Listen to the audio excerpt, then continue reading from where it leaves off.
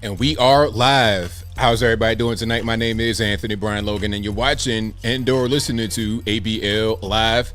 Thank y'all for joining me tonight. You could be almost anywhere in the world, but you're right here with me live on the show, and I appreciate y'all for that.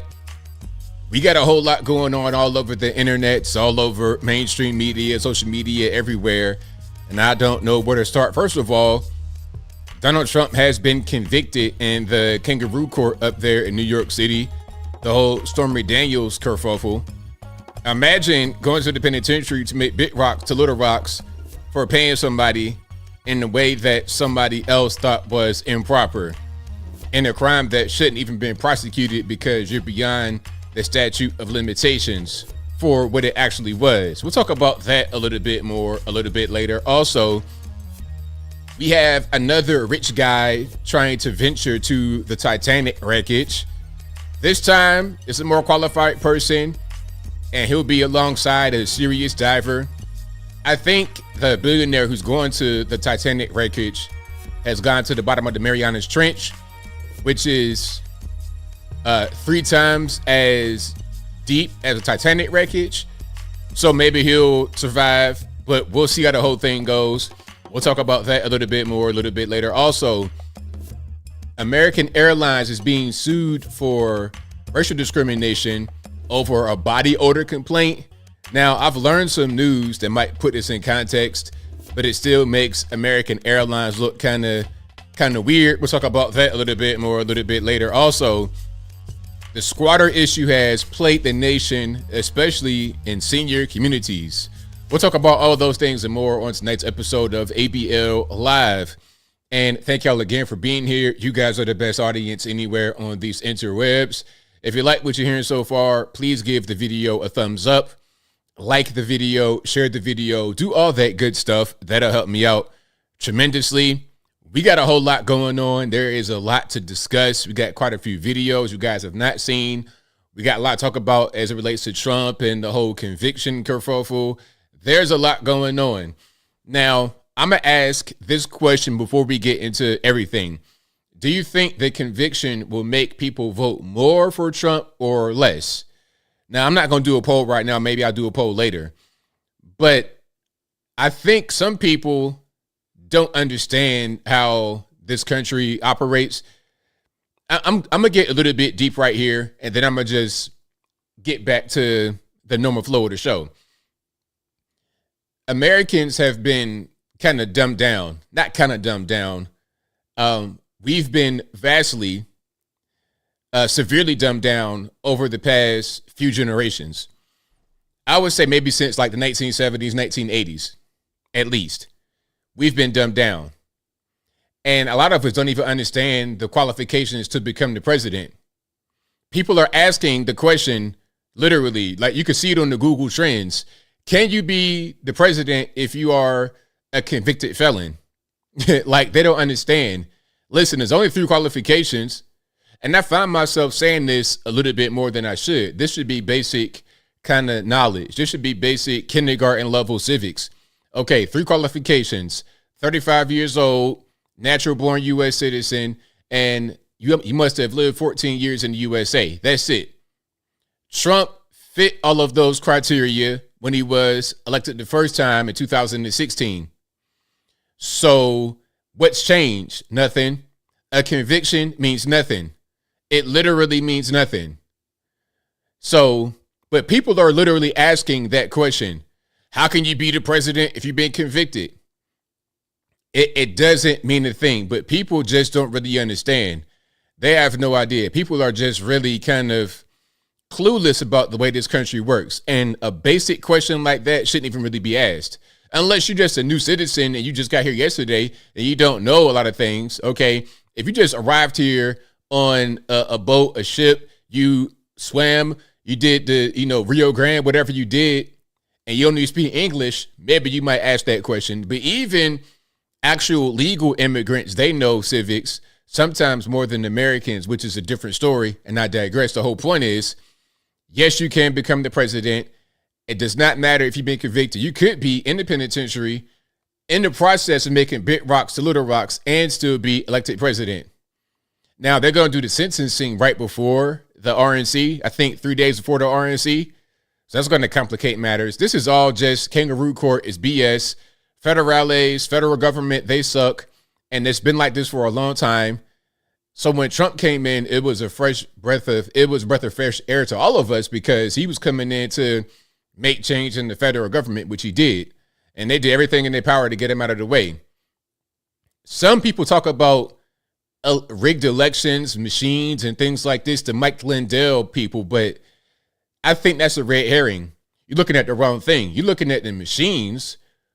What you should be looking at is the minds of people that have been warped by the media. That's the rigging right there. He shouldn't have been convicted, but people have been so brainwashed, and we're going to see some brainwashing. Trump derangement. Listen, if you can infect the people with a virus, that will do more damage than trying to manipulate the actual voting machines. You understand? If you can effectively infect 80 million people with Trump derangement syndrome, that will do much more to ensure your opponent loses than trying to go in there and tinker with the machines and mess with a couple of votes in Fulton County or whatever. I'm saying, I think that's just a red herring. I think that's a distraction. I think the most important thing is looking at the minds of the individual people. Okay? Because if you can take somebody's mind, that right there is the rigging process in itself.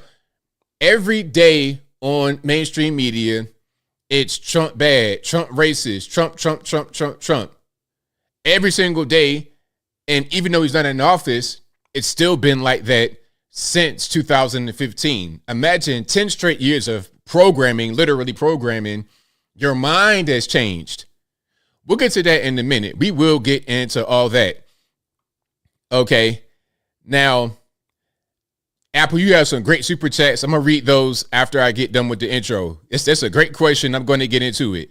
You know, matter of fact, hold on. Let me see if I can load this up right quick, because this is a thing that's happening right now on these interwebs. And if you guys like what you're hearing so far, please give the video a thumbs up, like the video, share the video, do all of that good stuff. That'll help me out tremendously. Okay, yeah, we're going to get into a lot today. There's a whole lot going on. We're talking about some sports and stuff first. Then we're going to get into everything else. But all right, first things first, before I get too off track, and shout out to you guys on Facebook. Shout out to you, Christine. Did I get your email? I'm not quite sure. I got a lot of emails. Like, I'm not sure what it was. If you can let me know what it was in the Facebook comments, maybe I can read it. Or read, at least get to the subject of it. But shout out to you guys on Facebook. Let me go ahead and share that over there. Pardon the click-clacking on my keyboard, if you can hear it. But yeah, I'm going to share that over there. But y'all know what the drill is. Shout out to all you guys for being here. Y'all are the sponsor, just for showing up and watching and sharing and retweeting and whatnot. I appreciate y'all. But also shout out to patriotpost.us, your best source of news and information anywhere on these interwebs. Their link will be in the description. You can also just go to their website directly through your browser, patriotpost.us. Tell them that ABL sent you. Also, go to my merch website, ablmerch.com. That is ablmerch.com. We got the hats, t-shirts, stickers, hoodies, mugs, and more right there on the website, ablmerch.com. Also, go to my regular website, anthonyblogan.com. That is ANTHONY, the letter B, LOGAN.com. Go to the front page of the website. And for each video that I produce, I write an article. And in each article, I have sources from the left, from the right, from the center, from the local, the national, international, Democrat, Republican, libertarian, politically agnostic, whatever you want. I got it. Full videos, I got it. As long as it's legal, it'll get posted right there on the main website, AnthonyBLogan.com. Again, that is ANTHONY, the letter B, LOGAN.com. Also go to the contact page of the website, AnthonyBLogan.com/contact, to find my email address, my snail mail address, my social media accounts, my Facebook, Instagram, Twitter, never going to call it X. All that is right there on the contact page of the website, AnthonyBLogan.com. And as I always say, y'all, please don't get scammed. Ain't nobody got no time for that. It's 2024. The economy is in shambles. We need to have every red cent in our pocket, not in the hands of someone else. All right?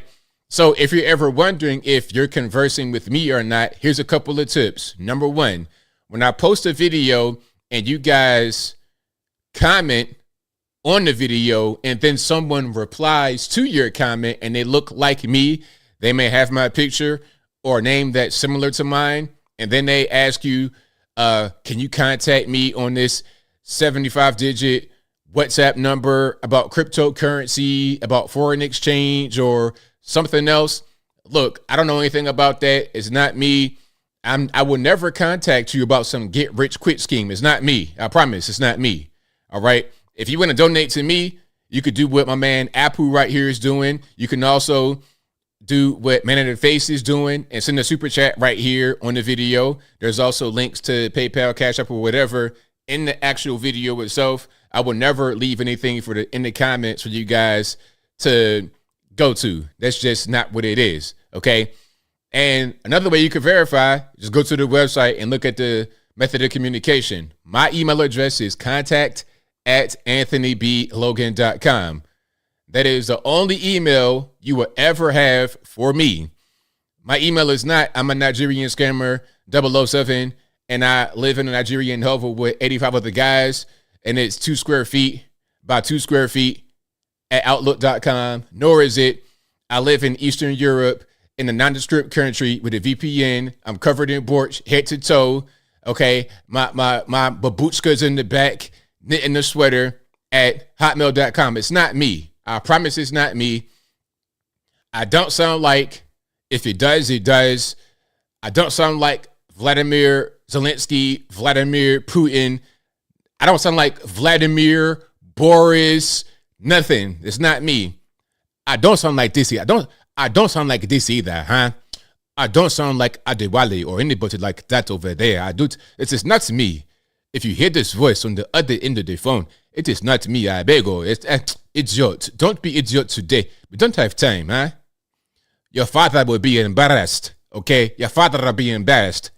So it's not me. I promise it's not me. Be aware, be vigilant, and use a little bit of this up here. All right. So we got a whole lot we're going to get into. Shout out to you guys for joining. Thank you guys for the super chats already early. And shout out to you guys who were here on the Thursday impromptu stream when the verdict was read. We're going to get into the verdict. We're going to get into some reactions a little bit more, a little bit later. All right. So I got a super chat right here. I'm going to read all of them in a minute. Wow. Can we please get them to load up? I mean, and if I missed any super chats from last time, like my man, shout out to you, my man, HVM, if you're here. I didn't read yours on there because it didn't show up in the place where it's supposed to be. But if I missed anyone's super chat, I apologize. But YouTube is kind of being weird. All right. I wanted to read one right now from Apu, and then I'll read some more later. Apu asked me, opinion on how WNBA is treating Caitlin Clark. Some unknown player body checked her in today's game. Another gave Caitlin the elbow. Still another hooked her arm. Don't they know Caitlin's their cash cow? Now, okay, if you guys don't know what's happening, I'll be brief. Caitlin Clark, rookie WNBA basketball player. That's the women's league, obviously. She is the all-time leading scorer in women's NCAA basketball history. All time, and just graduated and just got drafted to, the Indiana Fever, I believe. There's a lot of attention. The WNBA has skyrocketed in viewership. You're talking about 400% increase, 300%. Like, before Caitlin Clark, just as one player, these girls were still traveling just regular. You might see a WNBA basketball player on a flight with you, on Spirit or Delta or something like that. Nothing wrong with flying like that, but that's not how the men travel, obviously, because the men are going to generate more money, more viewership, and everything else. But ever since Caitlin Clark, they've been getting chartered flights. They've been getting crazy viewership, crazy attendance. It's up, up, up. And of course, being a new girl, being a new kid, you might get bullied. And then, of course, some, not all, but some women are going to be jealous. They're going to be envious of the new girl getting attention. And if you call me a liar, you're just not being honest. Now, some think it's about racism because Caitlin Clark is white and the league is 70% black and also LGBT bull daggers. Caitlin Clark is white and heterosexual. She's straight. So they're saying that it's a race issue and also a gender identity issue. This is an argument I hear a lot of times from the left. They say, oh, it's because I'm this color. It's because I'm straight, I'm LGBT or whatever. But now it's kind of going the other direction. But there's been a lot of bullying. There's been a lot of hard fouls and whatnot on Caitlin since she's come in. Now, I'm going to show something that's kind of been going on. All right, I'm going to show this here. Y'all give me a second to Apu's point about the bullying. All right, let me just show some of this and then we'll keep on moving here. And if you guys like what you're hearing so far, please give the video a thumbs up. Like the video, share the video, do all that good stuff. That'll help me out tremendously. All right, let me just show you guys what's going on. So this is the issue. All right. Clark. Now you see the girl right here in the blue jersey. Caitlin Clark's right there in the red, and the girl just comes up to her and shoulder checks her. Boom, hit her on the ground. Like out of nowhere. I mean, that's clear, which was called. And you see, look, she's coming up to her, talking, yip-yapping, and then... The question is, will they call it... Boom. Unnecessary. Kennedy Carter. Now, some say this is because Caitlin Clark is white and the majority of the players are black. That's so silly. Listen, this is sports. This is sports. I've seen this happen in the men's game, in the women's game. There's a lot of hard fouls, cheap shots, just rough stuff. And if anything, it's going to be some jealousy because of how popular Caitlin Clark is. She comes in the game. Now, all of a sudden, people are watching. If not for Caitlin Clark, I wouldn't even be talking about them right now at all. So a lot of these girls, they've been there for a while. We've been here playing for years and years. And now all of a sudden you're getting attention. She's not that good. I'm going to show her. It's like, it kind of reminds me of what Jordan was going through in the beginning. It's all of that kind of thing. But people just think black or white, it must be racism. But that's not true. It'd be the same way if it was the other way around. If it was a majority white league and the black guy came in dominating and then the white players are doing this, because this goes on all the time. There's always hard fouls. There's always the new kid, rookies getting treated a certain way. It's always like that. Now, I'm going to show you what else happened during the game. It's not just that one particular thing. Caitlin Clark had been kind of going back and forth with the girls before that. All right, let's watch this here. You get a foul from Caitlin Clark. She hits the woman in the back of the head. Okay, turns around and talks shit. Sorry for the cussing, but so you can see Caitlin Clark is in there getting rough with the girls, right? And then she turns around and talks to the girl that had wound up knocking her down later. You see what I'm saying? So it's not just, oh, I'm standing here, I'm playing basketball, not doing anything, and I get shoulder checked. Nah, we're talking, I'm talking, you talking, and that's just what it is. Okay, turns around and talks shit. She's talking shit back down the court. All right, cool. It's all good. Caitlin Clark, up there, number 22, watch top of the screen, gets beat backdoor, pushes, goes out, loses her on defense, loses her woman on defense, gets beat, gives up the bucket, and then the girl talks back because that's just what it is. It's called sports. You talked, okay, you scored on me. Caitlin scored on the girl. Caitlin talked.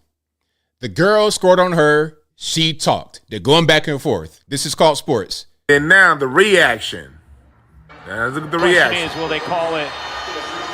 And then that's how this kind of happens, right? That's how that happens. You didn't see the whole play before that. You just saw the play after.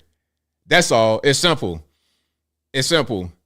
Now we talking about the NHL, the whole thing with the skate. Now, the whole thing with the skate, just because the guy was black, I mean, ask yourself this question. Has there ever been a thing like that on the ice before? And if you say no, I'm gonna tell you you're wrong. Look up your history. I challenge anybody talking about the NHL guy that hit the guy with the skate in the neck, the black mix, whatever NHL player. Ask yourself, has that gone on before in the NHL where somebody got deleted right there on the ice? And the answer is yes. And it wasn't a black guy that did it.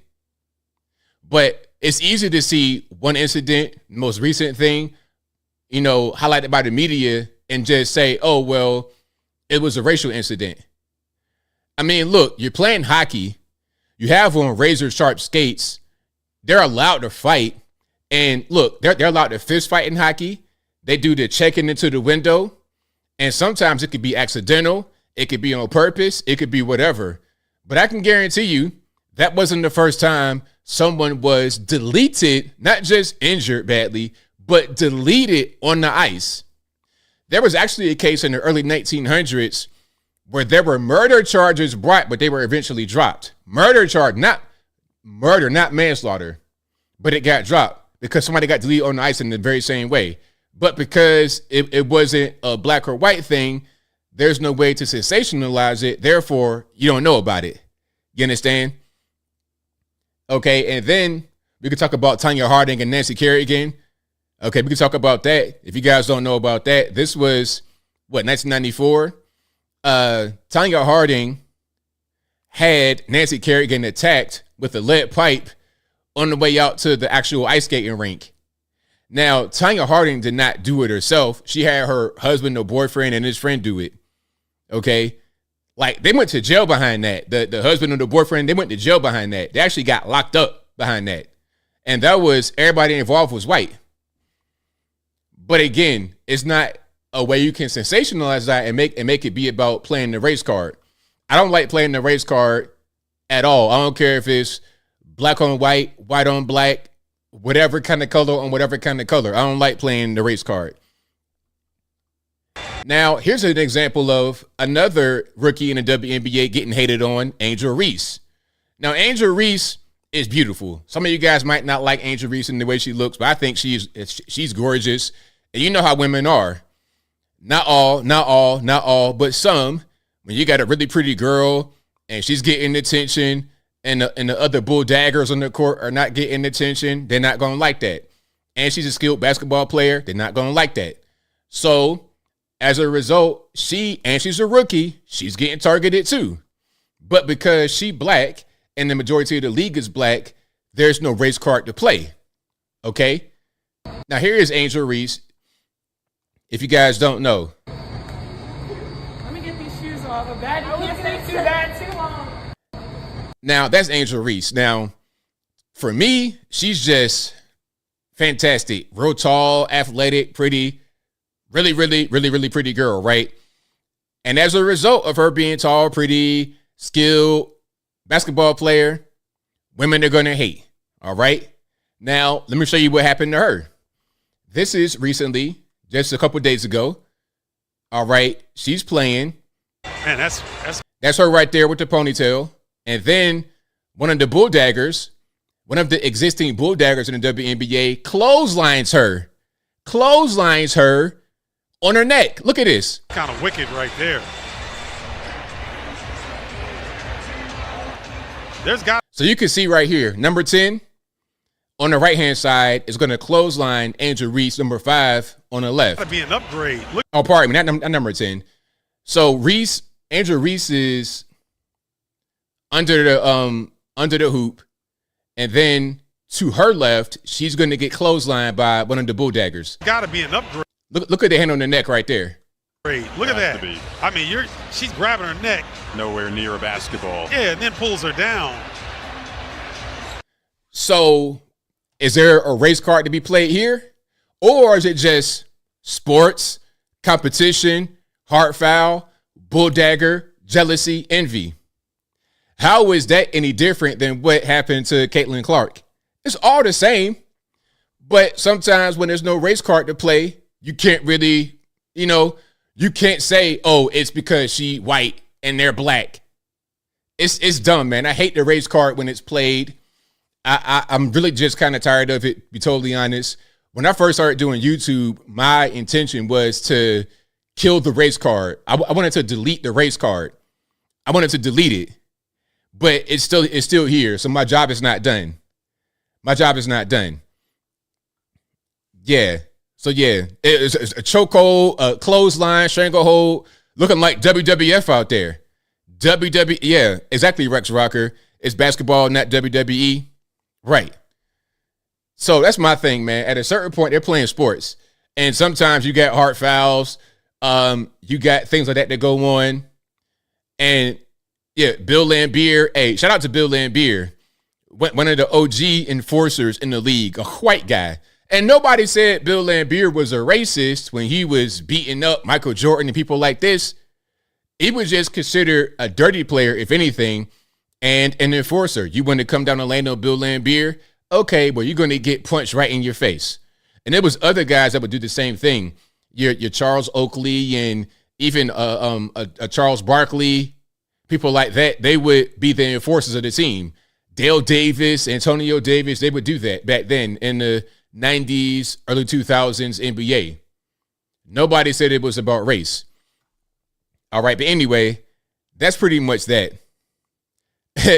Guy says bulldagger sounds like a slur. No, bulldagger is an appropriate word. Now, there's other words I could say that are slurs, but bulldagger, that just means an aggressive, like a butch lesbian. But rather than saying aggressive butch lesbian, I say bulldagger. Now, there's another word that starts with a D and ends with an Ike, but I ain't going to say that because I am a family show, so I digress. But if you like what you're hearing so far, please give the video a thumbs up, like the video, share the video, do all that good stuff. That'll help me out tremendously. Hold on. Dude Raw for Show says the respawn on the race car is no joke. Hey, man, that respawn is crazy. It is crazy. It's like it's invincible. It is invincible, man. So, yeah, RIP to the race car. And RIP also to do a hard shift here. RIP to gas prices. RIP to the U.S. dollar. The inflation is crazy, man. Like, I'm gonna show you guys a video, like a graphic of just how much inflation has impacted us over the past, I'd say, 100 years. Check it out. All right, so hold on. Let me just stop it right here. So this is about how much you could get for $100 when it comes to gas. Okay, so back in 1930, you're able to get 500 gallons of gas for $100. In 1935, 526 gallons. So actually went up. You actually were able to get more in 1935. Okay, we keep on going. And it keeps going. It keeps getting better. In 1940, you're able to get 556 gallons of gas for $100. Now it goes down a little bit in 1945. I guess it's wartime, right? You get 476 gallons of gas in 1945 for $100. Then 1950, 370 gallons. 55, 345 gallons. 1960, 323 gallons of gas for $100. 330, 365, 286, 1970. 189, 1975, and it keeps going down and down and down. This just really shows how inflation has impacted us. $100 is still the same note, but it's worth less and less and less and less and less and less. Yeah, Janine, $100 was considered a lot of money in the 1930s, but that just, again, it kind of points to inflation because now $100 is like the new $20 almost. 116 gallons of gas in 1980. 88 gallons of gas in 1985, 100 gallons in 1990, 87 gallons in 1995, 66 gallons in 2000, 2005, same thing, 36 gallons in 2010, and then 41 in 2015, 46 in 2020, 28 in 2024, 28 gallons of gas in 2024. Okay. And then they're trying to go in the future, 20 in 2030, 1 in 2050. I mean, hey, you know what? It might get to that point. It might get to the point of, you know what? This obviously is some kind of AI image of what the world's going to be in 2050. But that's so unrealistic. What's more realistic is that a gallon of gas might be, a gallon of gas might be $100 in 2050 versus this rendition. You know, when they always have like stuff in the future, it's always like some kind of hyper sci-fi type of thing. But we'd be lucky to have a pothole fixed on the road right now in Nashville or Atlanta by 2050. I mean, good grief. We've seen some of these road projects that have been going on my entire life. Like going back to Virginia, it's certain projects I've been working on since I've been a little boy. And I think they're probably still going to be worked on by the time we get to 2050.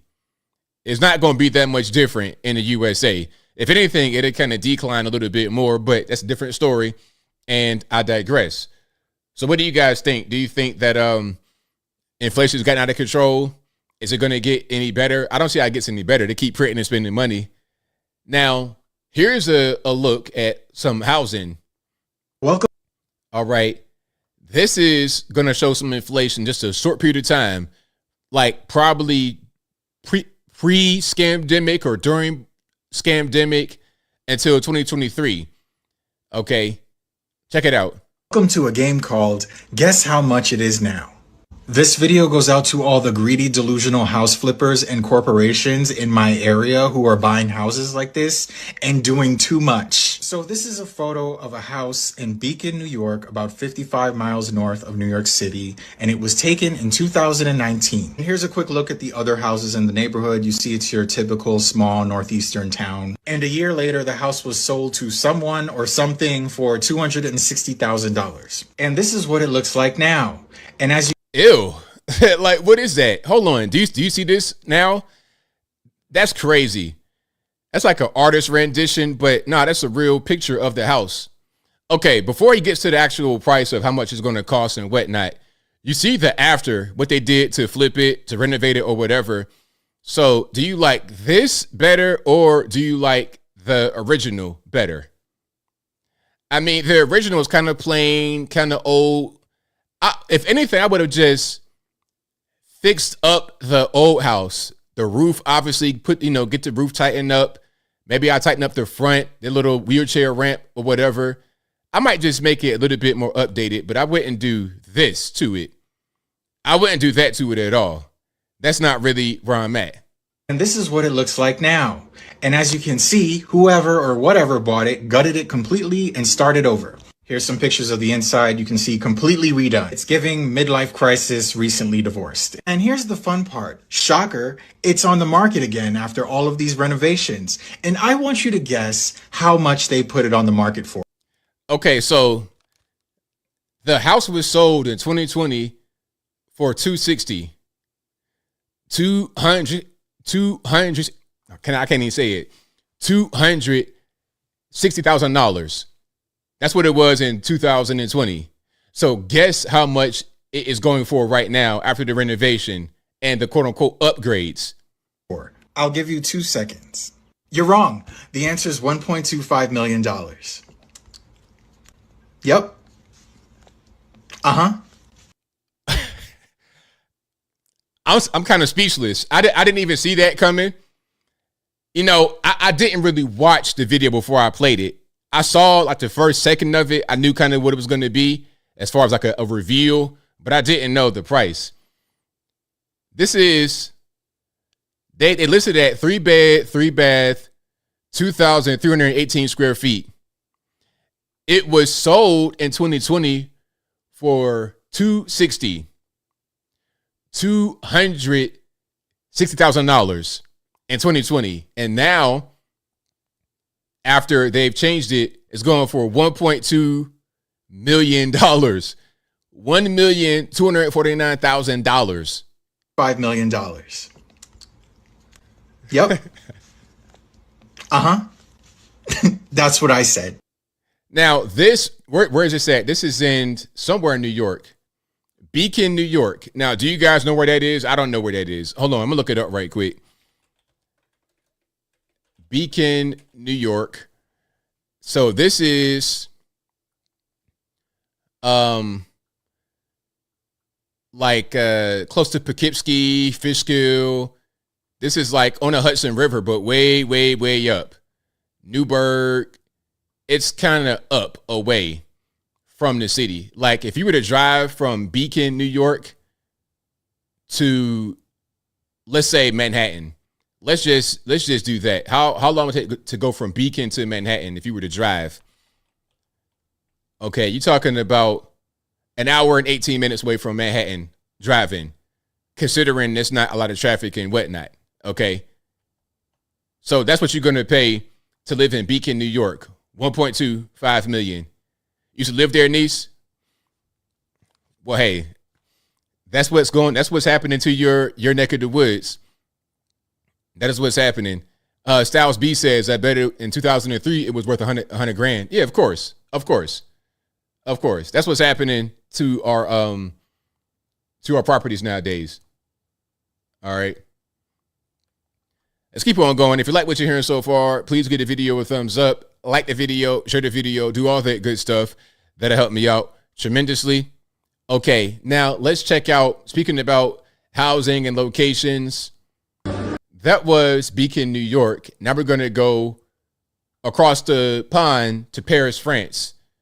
Now, have you guys been to Paris? Listen, I keep hearing about Paris being this great place to visit, but I also hear about it being a dumpster, not a dumpster fire, but a literal dumpster.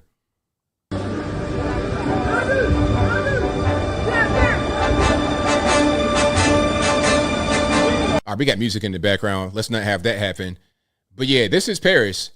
And the caption says, Paris is very romantic. Well, I don't know what you mean by romantic. If you mean third world adjacent, then yeah, it's very romantic.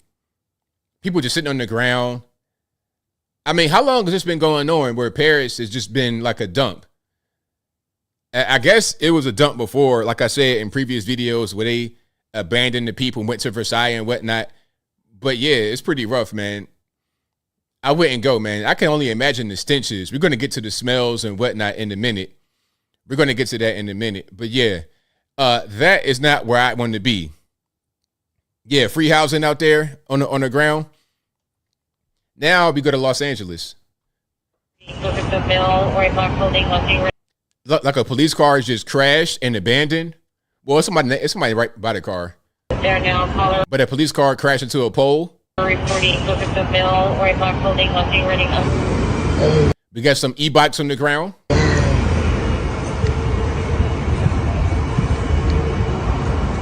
Entering into this mill, just a suspect stairs to the top of the shopping center and into some bushes. Holy Vision shit. 10 or 83. All these bikes right here.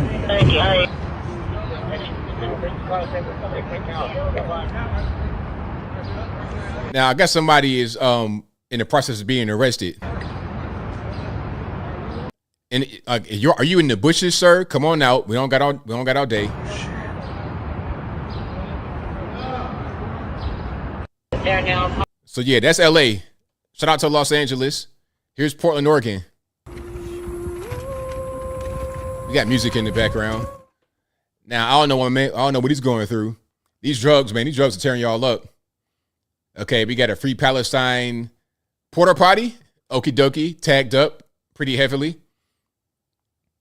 There's things inside the porta potty. We got an anarchy symbol on the lid.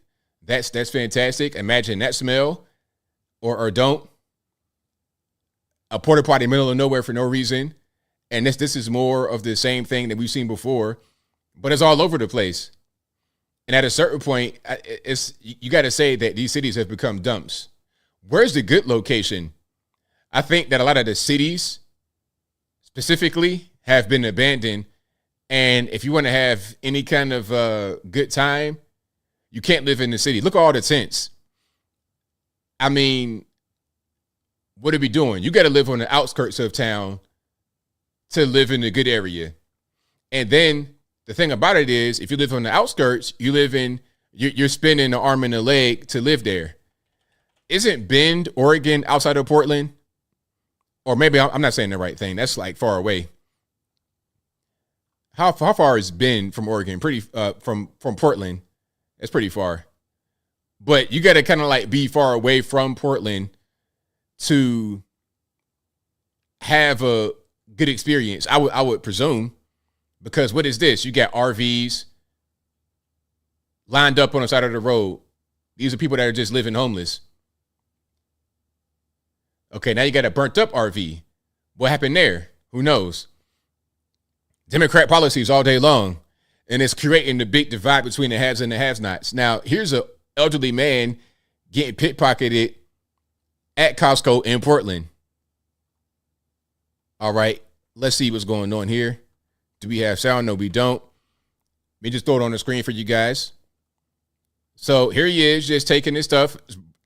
It appears to be daylight, but I can't really tell. Like broad daylight. And then we got some migrants looking like. I don't know where these guys are coming from. They don't appear to be American, but they could be. And then they're just walking up on him. And they're taking him from what he has.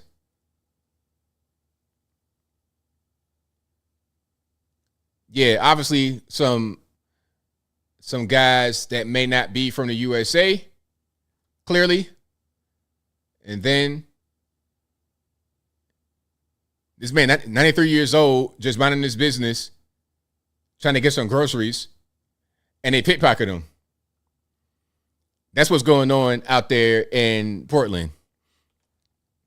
Now, I always had a fear of being pickpocketed. Like, I never carry my wallet or anything in my back pocket. I carry everything in my front pockets. I've not carried my wallet or anything like that in my back pocket in a long time. Okay, I always carry everything in my front pocket.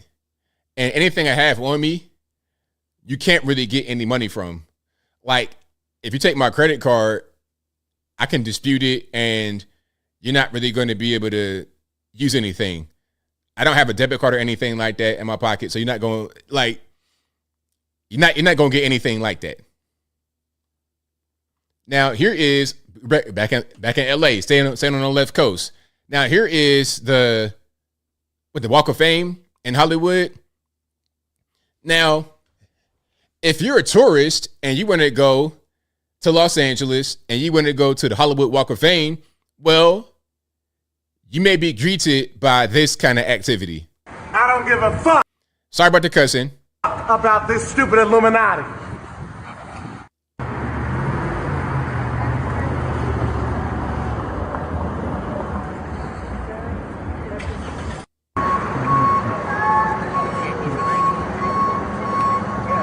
Yeah, and they always have dogs with them. These people that are like on drugs outside always got dogs with them.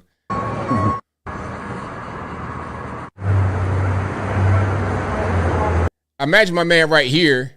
You're just trying to like walk on a Hollywood Walk of Fame. And my man right here, you don't know what he's going to do. He might just attack you for no reason. You have no idea what his next move is going to be. I would be kind of like, okay, am I in danger? What's going on?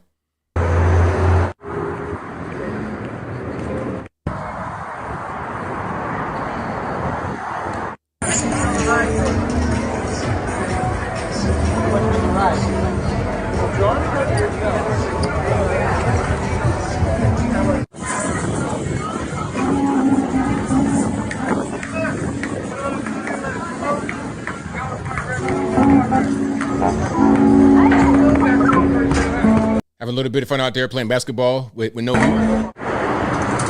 Big tent right there.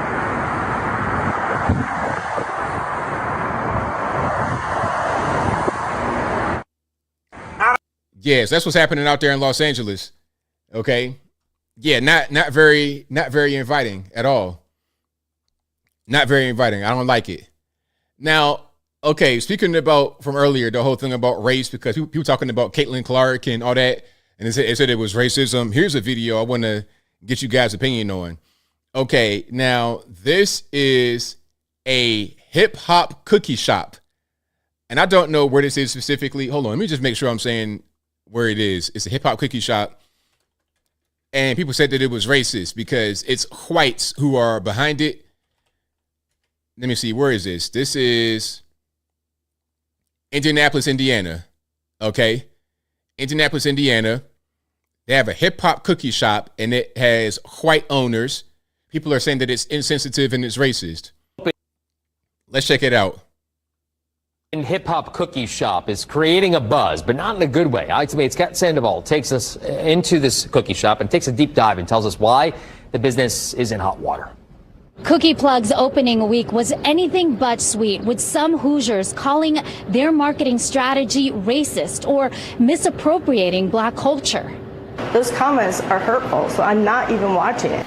Doreen Waters and her husband Michael opened up a cookie shop on Mass Avenue. It's a California franchise called Cookie Plug. It has graffiti on the walls, hip-hop references, and phrases and slang usually associated with drugs. Me selling cookies, that's all we're doing. But the details are there, from boxes with money and references like, thank you for supporting your neighborhood dough dealer, cookies called fatties, and a drink called Purple Drink. I mean, I grew up during this time, and I never have done drugs. Purple Drink is just that, it's a purple drink. Now, okay, the thing about Purple Drink, obviously this is a drug reference. So to be offended and call it racist, I don't know about that. But I wouldn't have a shop where I had a drink called Purple Drink and just say it's part of hip hop culture. You know, I don't know if I would do that because it's a drug reference and I'm not really into the drug thing. It's lemonade. But for people who grew up with hip-hop culture, Purple Drink was a reference to a deadly drug mix some rappers would drink. When the franchisee is not aware of what these what the terminology is dealing with, and to be honest, tropes that are used as gimmicks to sell people lemonade and sell children lemonade, that is absolutely a problem. Foray Phillips is speaking up because hip-hop is synonymous with black people. But I'm gonna tell you something right now. The people, the target audience. This is funny. You see this right here. It says, "Thank you for supporting your neighborhood dope dealer." You get it? DOUGHP, dope dealer. Hold on. Do I have the sound effect? No, not that one. Hold on. Yeah, there we go. One more time. Alrighty. So yeah, it's kind of corny, but people are gonna like it. People that are like normies are gonna eat it up. Pun intended. It's not racist. It's just kind of corny. And if the cookies are good, people are going to eat them. They're going to get them real big bags, just like crumble cookies and whatnot. And look, for me, I'm going to tell you something right now. My weakness is cookies. Man, look, if I was Superman, that'd be my kryptonite. And it'd be calling me. Like, I don't have addictions. I'm not addicted to any kind of substance. But them cookies, man, look. It was to a point where I thought about going to a 12-step program. Hey, man, can I please get some help? Them Walmart cookies had me in the chokehold. These right here, oh, my God. If I have one of these, I know I would relapse. I'd be face deep in the whole tray full of these cookies. I would gain 10 pounds in one day. So, yeah, that's my whole thing right there. Hey, he said, send the link, Lou Valentino. I see you, man. Shout out to you, boss. I see you out there in the Bronx doing your thing. But yeah, shout out to what's the name of this shop? The hip hop cookie shop. It's called the Cookie Plug. And that's also a drug reference. Because the plug, that's like your connection to get your drugs. Or to anything. Cookie Plug. So yeah, shout out to them. People getting offended, but no, I just would not have the drug references. Everything else is cool. All right. Everything else is cool. So yeah, shout out to them. Now, let's keep on moving here. We have people that always get offended. And if you're just not coming in, shout out to you guys. We're going to get to the Trump conviction a little bit later. But people always get offended, and we have a few that are going to do it. Now, look at this. And people, I don't understand. Why? That's my question. Y'all, everybody keeps asking who that is in my pictures and stuff.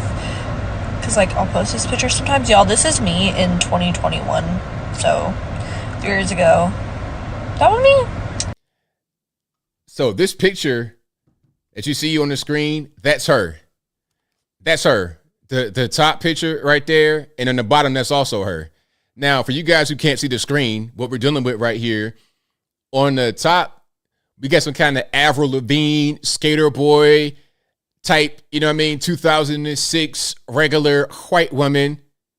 Nice, you know, pretty woman, I suppose. Girl next door type. I ain't trying to say she's some kind of supermodel. Girl next door, pretty girl, right? On the bottom, we got her eyes have been tattooed. I don't mean the space around her eyes.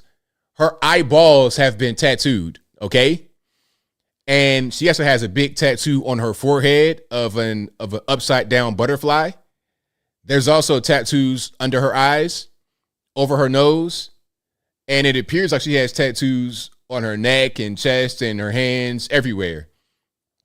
And the hair went from a blonde to some type of just straight up black. Not even a brunette, straight up black. It's like, what have you done to yourself? This is leftism. This is what it does to you. Okay. Yeah. Why exactly, Bill? Why paint over a Rembrandt? Exactly. Mess yourself up. Now, here's another one. Hi y'all, I need your help because I feel like now when I move out any contacts, filters, makeup, nothing. Now, I think this might be a transformer. This might be a LGBTQ elemental P. Now, if you can't see what's going on here, this person's just ridiculous. I don't know, some kind of, Walmart Bill Cosby sweater with a purple Party City wig and a lot of piercings all over his, her, they, them's mouth and on top of the eyebrows. And as you can see, the piercings have kind of like taken the place of eyebrows because there's no eyebrows, if you didn't notice. I feel like I look worse with a big septum. Like when I'm with and there's also like a big septum. This is like something from the Flintstones. Hold on. Matter of fact, am I tripping or did somebody have like a big septum ring like that in the Flintstones? Maybe I'm tripping. Maybe I'm thinking about the they had like a little bone in their hair as a bow. I don't know. Anyway, makeup and all this stuff, it doesn't make that big difference. But now I feel like it's not for my features. Yeah, so that's what's going on right there, man. These people are just ruining themselves. It's looking like Cyberpunk 2077. And I don't know, it might just be people who are adults that have not really been able to get the attention that they wanted to get as children. And here's an example of that. This person is going to act a fool, throw a tantrum in the airport, and they're fully grown.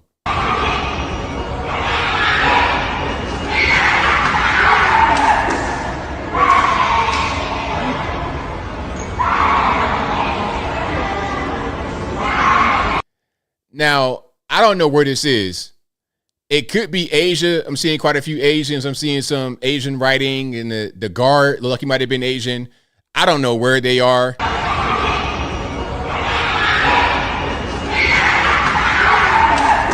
But to fall on the ground like that and have a tantrum as a fully grown adult, I mean, what is really happening? Is there some kind of cosplay, some type of are we acting? Is it some kind of role we're doing? I don't get it. Have you guys ever seen an adult do that? Bam Bam. Yeah, Bam Bam had a bone in their hair. Yes. Yep. And you're right about that. Hold on. Now, Pebbles had the bone in their hair. All right, hold on. So we're talking about this character right here with the bone in the hair. When I saw that big septum ring, I thought about the bone. All right. Now, Bam Bam was the boy, the little boy. He didn't have the bow. All right, but yeah, shout out to everybody out there acting the fool. That's a full grown adult, man. We don't got no time for that. And here's something else. I don't know what's happened here. It's called stimming. Hopefully it's this. Hopefully we ain't gonna watch no freak stuff. I don't think so. I don't think there's no freak stuff going on.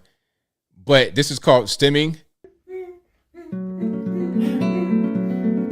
Sensory seeking partner.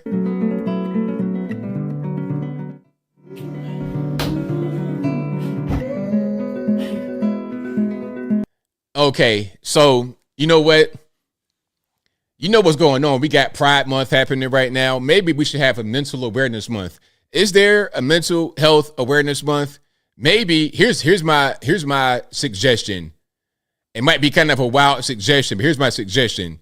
Maybe let's have the mental health awareness month be the same month as Pride Month, and just let that be a thing. Let that be something that we celebrate at the same time. Okay? Because I feel like it's the same thing at a certain point.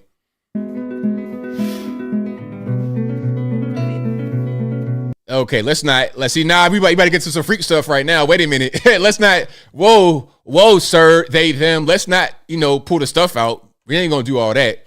Anyway, I'll move on. If you like what you're hearing so far, please give the video a thumbs up, like the video, share the video, do all that good stuff. That'll help me out tremendously. Okay, we got a little bit more of this. Then we're gonna move on.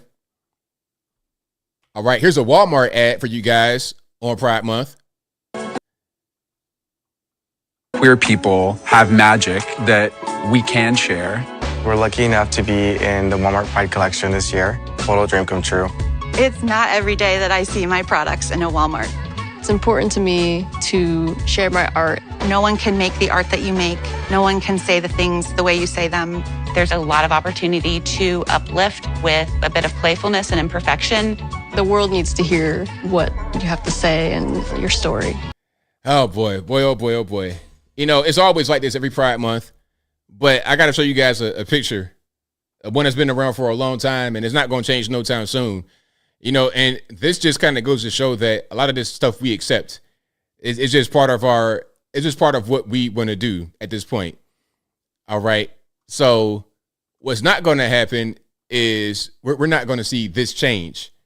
We're not going to see this change anytime soon. Now, if you don't know what you're looking at, these are logos of corporations on Twitter. Kind of like just, what's like 8 up on the page? 10, actually.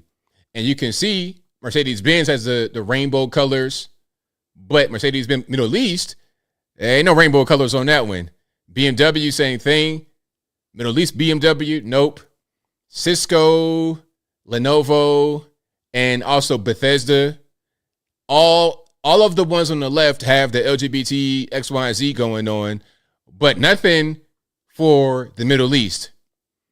Interesting how that works. So is anybody going to say that the Middle East is homophobic? Is anybody going to say that? Nope, because if you're a Muslim, you could do whatever, but you're a Christian nation.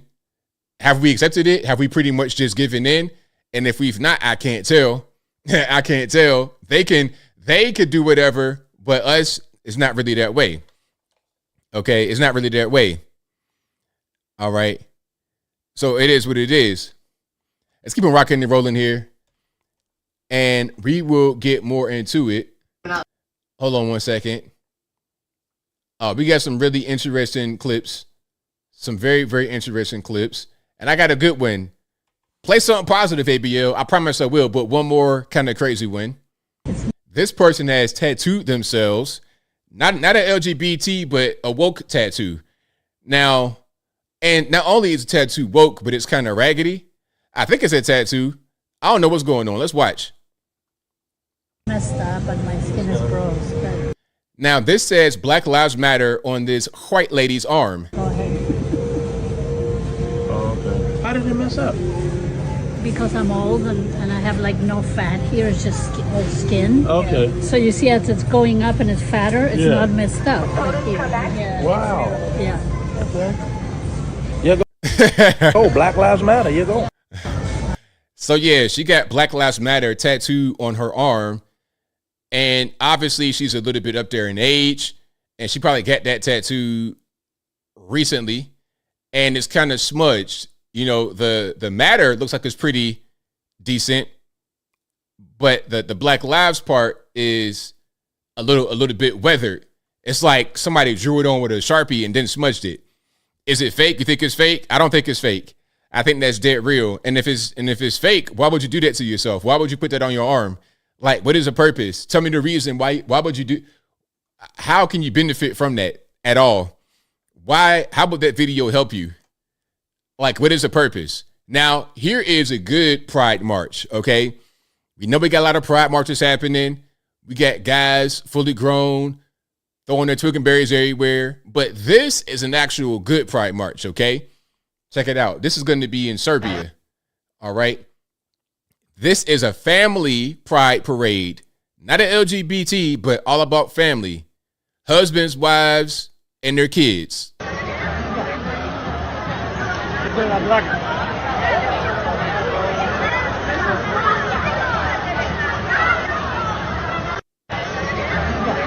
So shout out to the Serbs. Shout out to Vlade Divac and everybody. Shout out to the Serbs.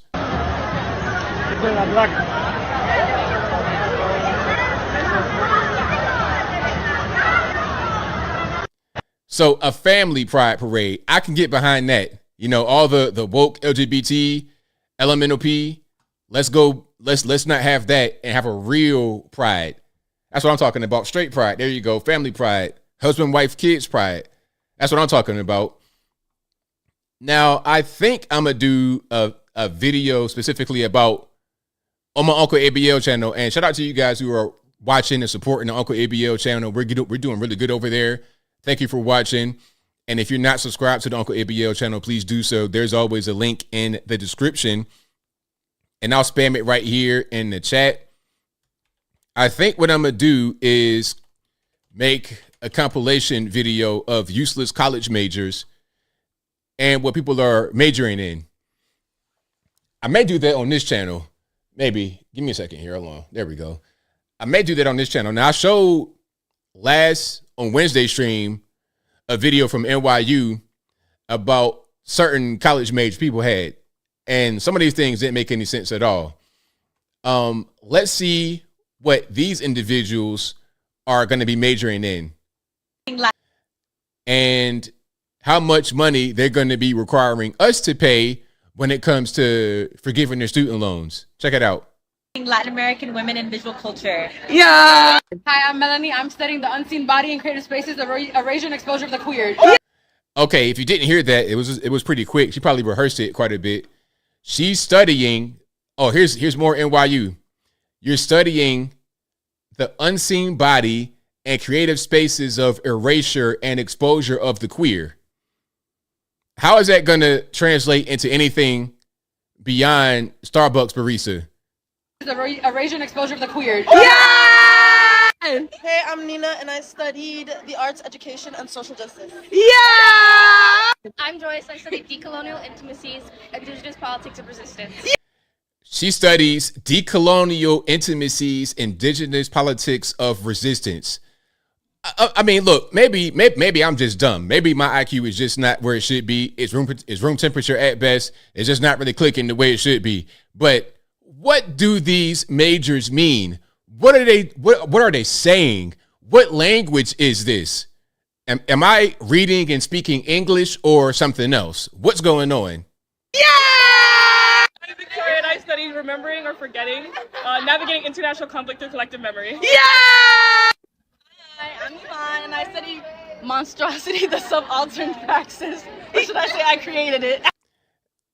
How do you create your own major? How does that really work? Listen, if you create your own major, what's the point in going to school? Shouldn't you be taught a thing by those who know it rather than making up your own thing?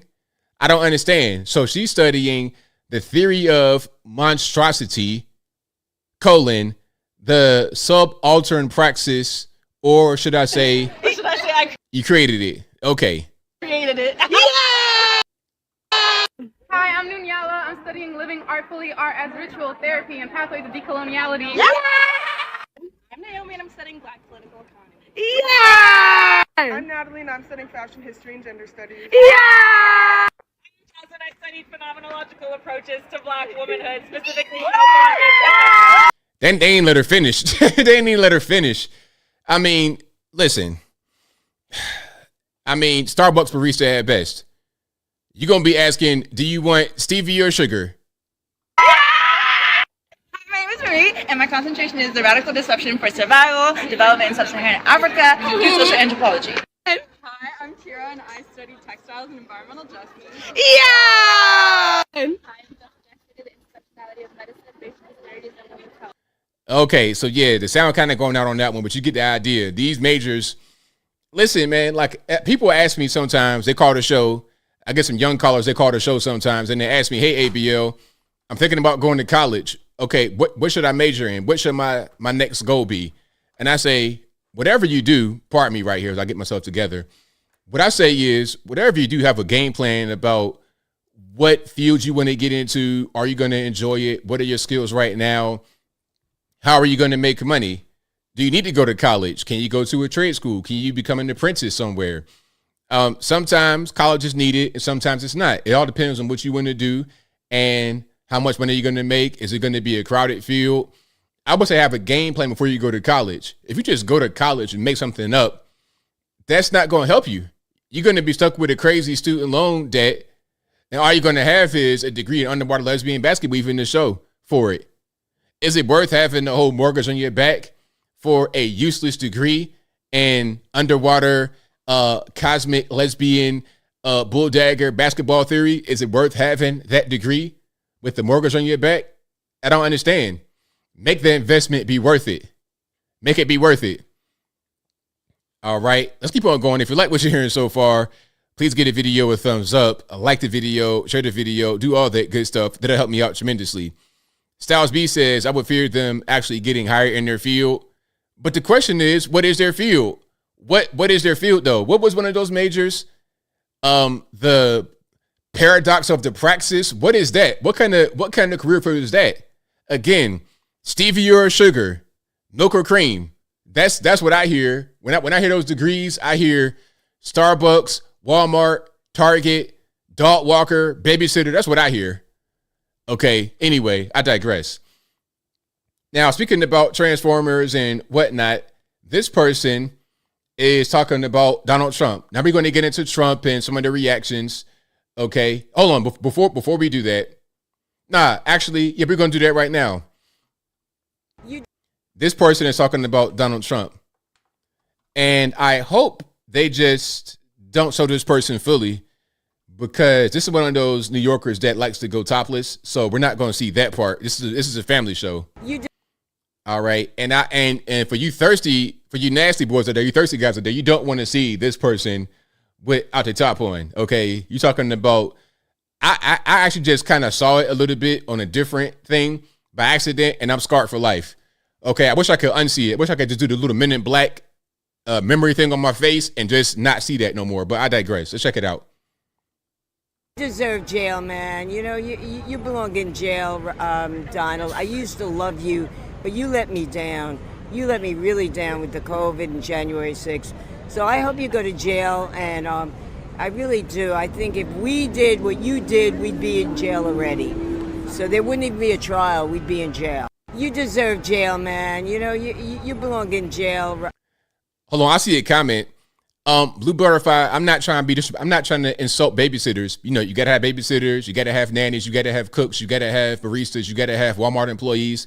But Blue Butterfly, and be honest, do you think it'd be wise for someone to go to college and take out debt of $300,000 or thereabout to then become a nanny? Do you need to go to college for that? If you like watching kids, you like cleaning up a house or whatever, you like being domestic, you can just do that straight. You can do that in high school and continue as you get older. There's no need to go to college and get a degree for that. You see what I'm saying? All I'm saying is that it doesn't make any sense. Like me, at one point, I was working at Old Country Boy washing dishes, but I'm 17, 18, 19. I'm a kid. I'm a young guy. I'm a young adult doing this. I wouldn't go to college and spend $300,000 to go do that. You see what I'm saying? But yeah, this person thinks that Trump should be in jail.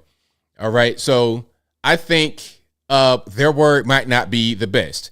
Now, people are having a lot of reactions to Trump. And I think Trump, the whole kangaroo court, might have been the straw on the camel's back. People are leaving the Democratic Party. I saw Joe Manchin left the Democratic Party. That was very interesting. If you guys don't know about Joe Manchin, he is a West Virginia senator. He left the Democratic Party. He's like, you know what? I'm out. Had enough. Now, Joe Manchin has been kind of a conservative guy for a long time. although he is a Democrat, but he has left the Democratic Party officially. So shout out to him. All right. And others are doing the same thing. Let's check it out. Thank you, Mr. President and members. I'd like to say, as a progressive, proud member of this body for the last 12 years, I'm done. I'm done with us protecting. Now, a little bit of context. We're in California. This is Stockton. This is Senator Susan Talamantes Aikman, a state senator, obviously not a D.C. senator. A California state senator is leaving the Democratic Party because of some things she's seen. Let's start from the top. Aikman. Thank you, Mr. President and members. I'd like to say, as a progressive, proud member of this body for the last 12 years, I'm done. I'm done with us protecting people who would buy and abuse our children. I'm done. I don't want to send more black and brown men to prison. I don't want more people in prison, but I don't want people buying girls. I don't want people buying little girls anymore. And I'm tired of saying it's okay and that we have to protect the men who do it. As a mental health professional and as a social worker, I can tell you I've spent my entire career working with people who have been wounded. I'm not going to say beyond repair, but they have been wounded to their core by the abuse that's been heaped on them, oftentimes by those that they love and look to protect them. And if their parents won't do it, then by God, we should. Again, I am not arguing that we open the gates to flood our prisons with people, but I am arguing that we have a moral responsibility to say enough. Enough. We have given away enough on this area, and we've got to move back into the center, or we all look like fools and laughing stocks. And what do we stand for? I asked all of you to watch the documentary that Senator Grove was in, Senator from Kern County was just in, that talked about this very place in Sacramento where girls are being bought and sold. Men are being given a slap in the hand or a couple days, and then they're back out again, and they do the same thing. They get caught over and over and over again, and somehow that's okay. It's not okay. It is not okay anymore. And no more am I watching. Like I said, I'm leaving, but the rest of you who are going to be here for a while, let's get our stuff together and really start focusing on some of the important things. We talk about learning and we talk about being safe. This is like at the core of it. And a lot of these kids can be throwaway kids. They're poor kids. They're kids of color. But they shouldn't have to live a life determined by what happens to them by others at a very young age and by have the Democratic Party of California say it's okay. It's not okay. And I'm not doing it anymore, and I hope none of you do too. We have to be able to draw a line, and for me, I'm drawing a line. I urge your aye vote. So there we go. Again, this is in Stockton, California. California State Senator Susan Talamantes Aikman leaving the Democratic Party because of all the nonsense that they're doing, not protecting children being one of them. Okay. So yeah, shout out to her. You know, we got to have a whole lot more like her in California. I keep hearing people say, man, California is conservative, man. It's really like that, but it's just so many Democrats there. There needs to be a renaissance over there, or some kind of something needs to happen. So shout out to her. Now, this is also, I think, in California. Riverside County Sheriff Chad Bianco, he's changing teams and voting Trump 2024. Hello, California. It's Riverside County Sheriff Chad Bianco. You know, for the past 30 years, I've been doing everything I could to keep our community safe by arresting criminals and putting them in jail and putting them in prison, keeping them out of our neighborhoods. For the last 5 years, I've been very critical about our governor for slashing our budgets from corrections, for letting prisoners out early, for closing our prisons. I've been critical of our state legislature for passing laws to make it harder to put people in prison. I've been critical for their changing laws that let prisoners out early. And I've been critical for our Attorney General for seemingly not caring about crime and really being an embarrassment to law enforcement.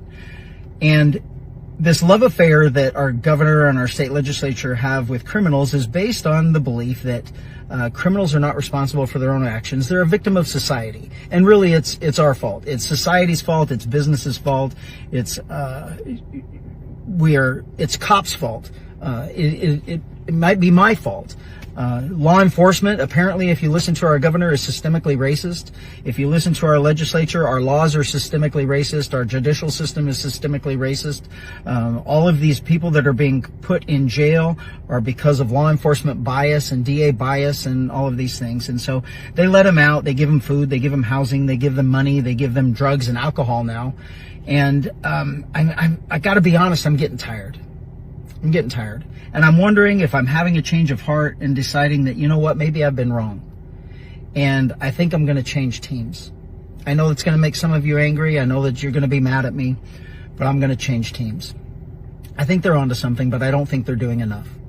I think that we need to go big. You know me, go big or go home. You're the biggest, you do the best, you're the best at everything, and you might as well do something right if you're going to do it. And I'm all in. And I hope that you're all with me. I hope that you all have this change of heart. You all feel that this is definitely the right thing to do, and you come alongside me in this venture. And I think it's time that instead of letting them out of jail and giving them alcohol and drugs and everything else, I think it's time we put a felon in the White House.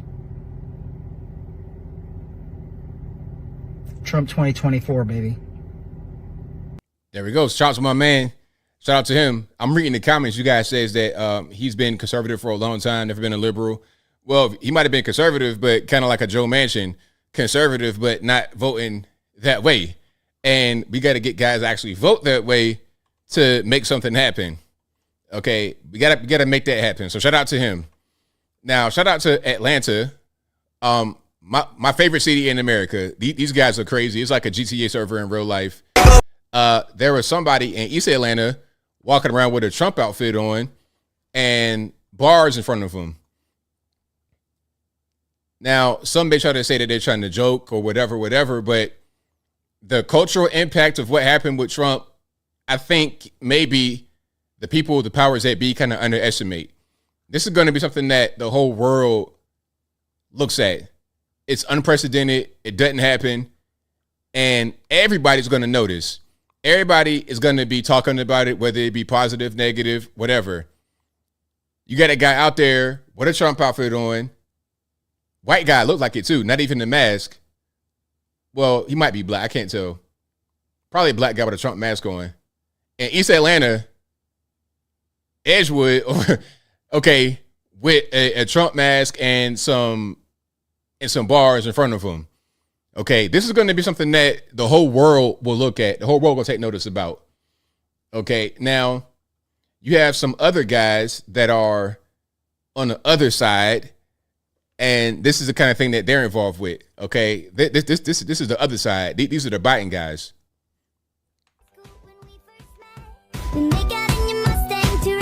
Okay, we got music going on, but these guys are some Biden influencers. Now, I don't know about you guys, but they don't really.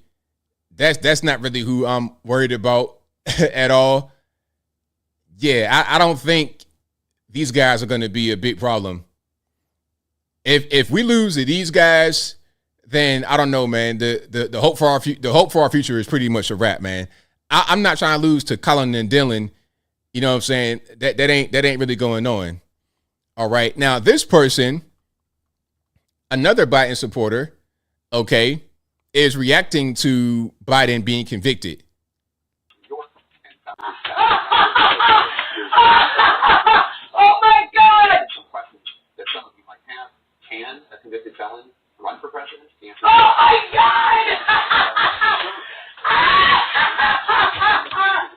Oh my God!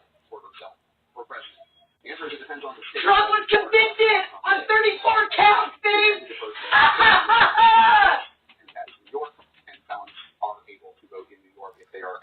Hey, if you ever want to see Trump derangement syndrome in real life, in person, well, here we are. Here we are. So, now I have a question, and Karen, let me start with you, which is Trump is guilty! Right now, we know sentencing is going to be July 11th. Motherfucker, you're going to jail! Now, the question is, why is she so excited about this? And we have crosses and whatnot on the wall. That's not very Christ-like.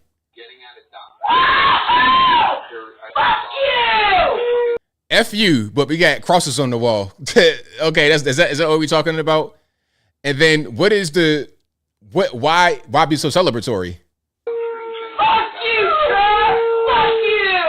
And the poor dog is howling. Dog is like, yo, what is really happening with my person, with my owner? Yeah, shout out to the dog, man, because this lady's a nut, a whole nut. Look at this living space. I mean, that tells you all you got to know right there.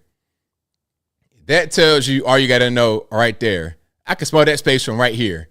So yeah, Trump derangement. Listen to me very closely. Trump derangement syndrome is very real. If any of your relatives are suffering from it, please have them get help. Please have your auntie, your pawpaw, your sister, your cousin, your brother-in-law, have them get some help because these people are really suffering. Okay? So here's some more TDS. All right. Do we have sound? I'm not quite sure. So somebody is drawing the number, each count on the sidewalk in chalk in New York. And then they have a clear book bag going, and it says arrest Trump on the outside. Okay. And of course, this lady's like up there in age. And she got a friend with her too. So we got a tag team. All right, bike bro. Like, hey, my man with the bike, you should just, you know what I mean? Do what you do. Give me a wheelie right through the chalk. Chalk though. I mean, how old are we? Are we like little kids? You know, I see little kids outside on the ground drawing in chalk, drawing the what's that? A little hopscotch squares. They draw little stuff. I love mom, they do all that kind of stuff on the ground with chalk. These are fully grown, elderly women on the ground drawing each count that Trump got convicted of. TDS, man. I mean, really. That's what I'm talking. That's what I was saying earlier. The biggest rigging is in the minds of people that make grown people go out and get sidewalk chalk and draw on the ground. That make this lady be in her ridiculous living space, freaking the dog out because Trump got convicted. That is the biggest rigging is in your mind. All right, let's keep on here. Here we got Rosie. 34 counts of falsifying business records in the first degree. All 34 counts are guilty. God bless America. Oh, now you want to say God bless America. Normally you wouldn't say nothing like that, Rosie. But I guess now, since it fits. God bless America. Okay? This man is finally held accountable. A life full of crime and corruption, debauchery. He is the worst human being. And I cannot wait to hear his reaction to 34 guilty counts. 34 charges, 34 guilty counts. Oh, this is a good day for me and for the country and for the world. Now, okay, Trump's been convicted. First of all, we got a lot more to go. This is just the beginning. But what does a Rosie O'Donnell gain? What do you really gain after this? Okay, he got convicted. Now what? How does that change your life? Is the economy better? I mean, I guess maybe she might have some money still from whatever she was doing before. You know, I'm not really sure if she has a big bag yet. But the average everyday normie, how does your life improve? How does it really improve? I don't know. Let's keep on going. I don't think that he had a fair chance here in New York. I think that it was rigged from the beginning. I think that this was all a setup. They just don't want him running. They're very intimidated by him. And I think at the end, he's still going to win. Because will this help Donald Trump in the long run? 100%. I wouldn't doubt he's raising millions and millions of dollars right now. I don't think that he had a fair. Now, he raised how much money? And by the way, somebody asked me, what was the conviction? Well, basically, in a nutshell, without getting too deep, the accusation was that he paid Stormy Daniels hush money through Michael Cohen. But because he did not cite it properly on paperwork, they're saying that it was illegal. And they said his intention behind not citing the money properly on documents was because he was trying to influence the election, to interfere with the election. So they stretched the whole Stormy Daniels payment, hush money payment, into election interference. Now, normally the actual issue of the paperwork would have been a misdemeanor, but they were able to finesse it into a felony. Now, if it was just a misdemeanor, they couldn't prosecute it because you would have been beyond the statute of limitations. But it's a felony, and they were able to get that prosecuted, and then they got convicted. That's pretty much what it is. All right. So let's keep on going here. Yeah, you guys are telling me 54 million so far. Let me see if I can pull it up right quick. And if you like what you're hearing so far, please give the video a thumbs up. Like the video, share the video, do all that good stuff. That'll help me out tremendously. This is New York Times. This is from when? Yesterday, May 31st, 24. And I'm sure that it has gone up since then. And I remember, I think when you guys were with me live, I had pulled up the email that I got from the Trump team. Like, not me, but it was a fundraising email that everybody would get, like an email blast, basically. And I clicked the link and it broke. It wasn't even the page you can go to, which means that it was being hammered by people. It was so much traffic, they broke the website. So let's check it out right here. New York Times says Trump announces nearly 53 million fundraising haul after guilty verdict. And it says cash has been one of President Biden's advantages so far in 2024, and post-conviction money will help Mr. Trump close the gap with the Democratic incumbent. Did you hear that? New York Times said it. Look, cash has been one of President Biden's advantages so far in 2024, and post-conviction money will help Trump close the gap with the Democratic incumbent. So they're saying that the conviction will help Trump raise money. Now, look, that's just that. That was yesterday, right? That was May 31st. Now we are on June 1st. But here's something else that was mentioned. Miriam Adelson. Now, you guys may know about Sheldon Adelson, who was a big-time donor who died a while back. Now, Miriam Adelson, who's also, by the way, part owner of the Dallas Mavericks, go Mavericks in the finals, she is talking about donating $100 million to Trump. Let me see if I can find that right quick so you guys can see what I'm talking about here. Yeah, let me see. So Miriam Adelson is considering giving $100 million to a super PAC aligned with Trump. Let me see if I got a... Yeah, this is on Reuters. You know, Reuters is kind of ridiculous. They're kind of at this point they're lefty, but since they're lefty, that'd be a good place to get this news. Okay, Republican mega donor Adelson to back major pro-Trump spending group, and it says right here, our goal is to raise more than we did last time, which was about $100 million. Let's see. So yeah, she's going to give quite a bit. Now, in 2020, when her husband was living, Sheldon Adelson, they gave $218 million to conservatives and everybody in that cycle. So she'll probably give more, or right around the same amount, because although her husband died, he was worth 40 billion, not million. He was worth $40 billion. So of course she has that money now, and she will continue to support. She will continue to support the Republican Party, and you see her right here getting this medal. Okay, so you already know what time it is. Okay, she will be giving more money this time around, And we're going to see tremendous support. I was seeing random guys, social media guys talking about, I'm going to give $100,000. People like Andrew Tate, I'm going to give $200,000. I'm going to give $300,000.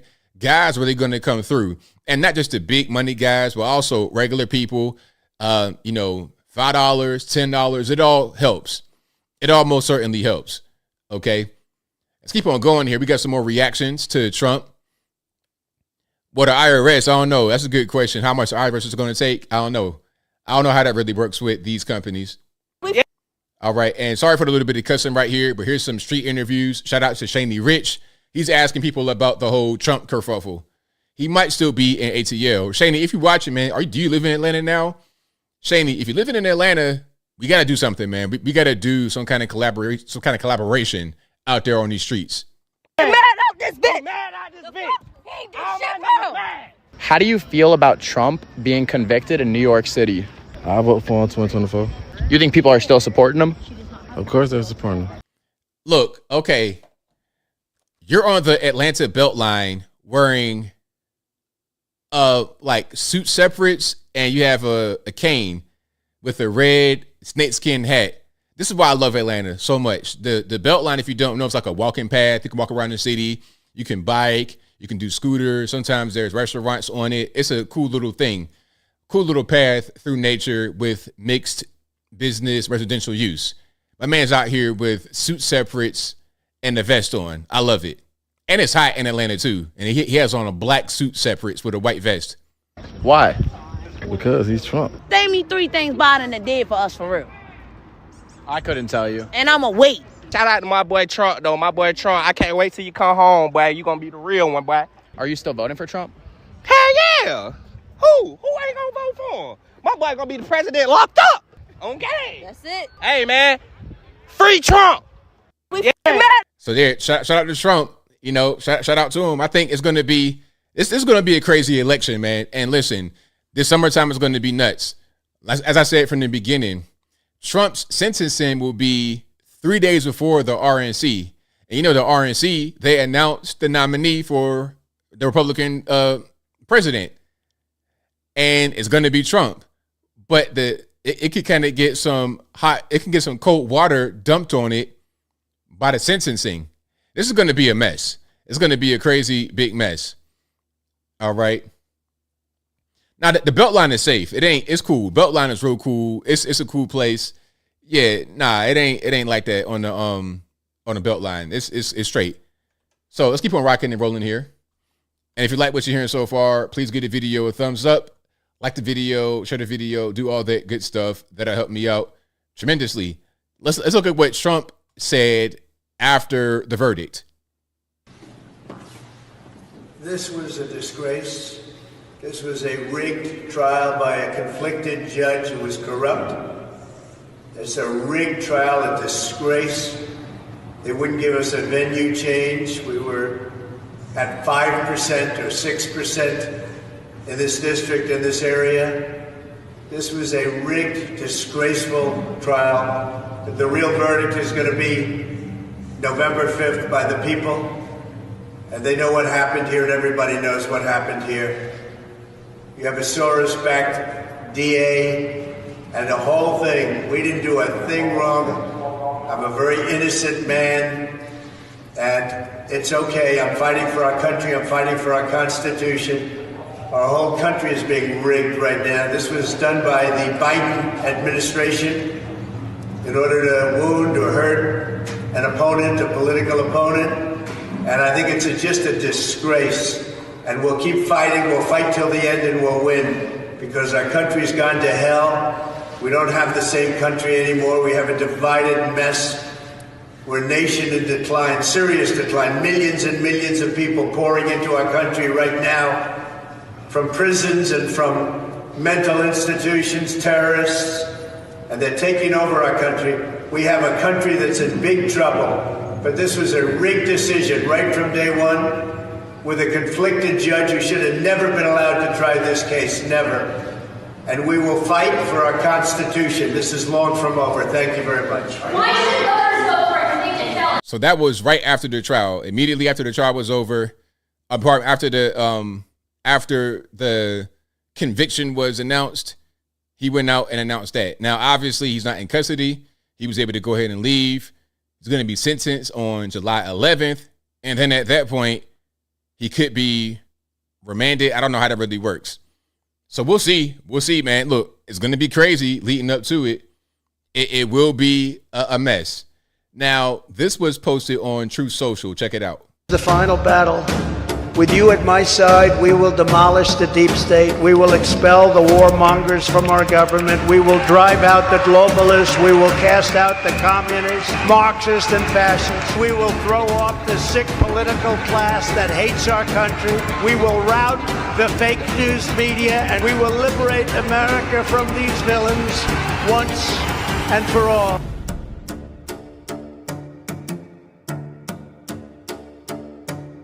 There we go. That was posted on True Social. I'm telling you, this is going to be like the biggest thing that they could have given him as far as marketing is concerned. Marketing, fundraising, this was really big for Trump to have. Although it shouldn't happen, it did happen. We're a nation in decline. Our enemies are desperate to stop us because they know that we are the only ones who can stop them. They know that. Now, this was at CPAC, so this is a while ago, wasn't it? This wasn't recently, I don't think. That this room, so important, the people in this room. They know that we can defeat them. They know that we will defeat them, but they're not coming after me. They're coming after you, and I'm just standing in their way. That's all I'm doing. I'm standing in their way. So that was at CPAC earlier in the year, February, I believe.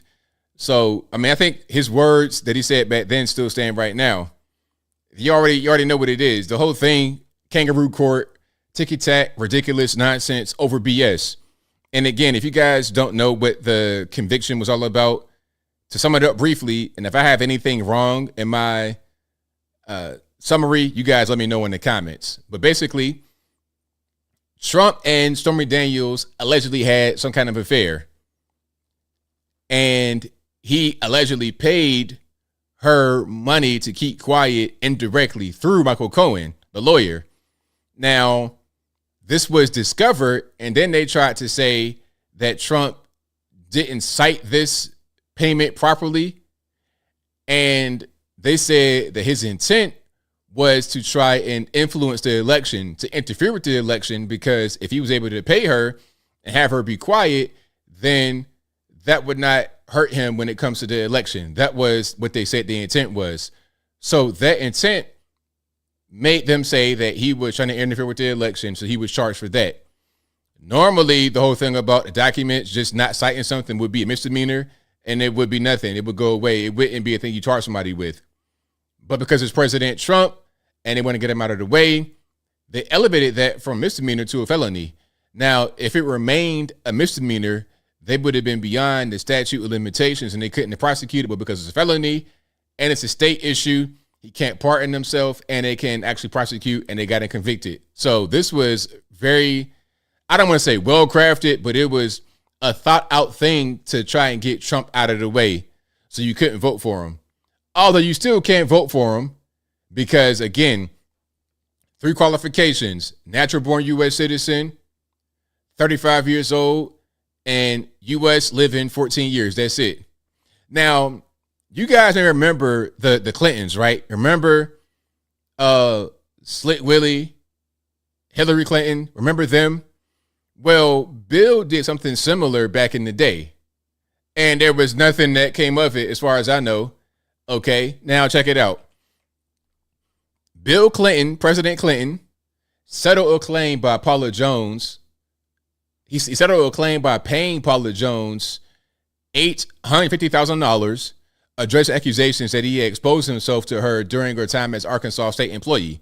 Now, if you pay somebody and this is back in like the 90s, you pay somebody nearly $1 million back in the 90s, and this was a state employee that you were the superior of, and you expose yourself, that's like sexual harassment.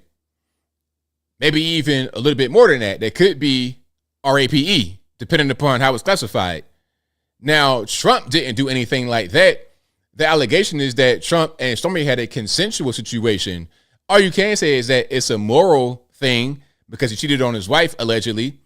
But you can't say that he assaulted her or he exposed himself to somebody. They had a consensual affair, allegedly. Now, watch this. There's the check. And show them the check. Raise There's it. the check. It's your check. Paula's not going to be saying anything. Her attorneys are here today. There's the check. So she got a check right there on TV. Almost $1 million in the 90s because Slick Willie allegedly exposed himself to her while she was an Arkansas state employee and he was a governor of Arkansas. But that's fine, right? That's totally fine. There's nothing as a result of that. And we're not even going to mention all the alleged bodies that have followed the Clintons throughout their years. People getting shot twice in the back of the head and they say it's suicide self-deletion. What's going on with that? I mean, what's really happening? And again, $850,000 in the 90s, she got paid. Now, Stormy Daniels got paid like $150,000 recently, but whatever. It's totally fine, right? Yeah, no court for Bill Clinton, and then Monica Lewinsky. You know, he was doing stuff in the Oval Office, in the governor's office, and nothing. So when people say it's a 2 or 3 tier justice system, it's obvious. It's obvious.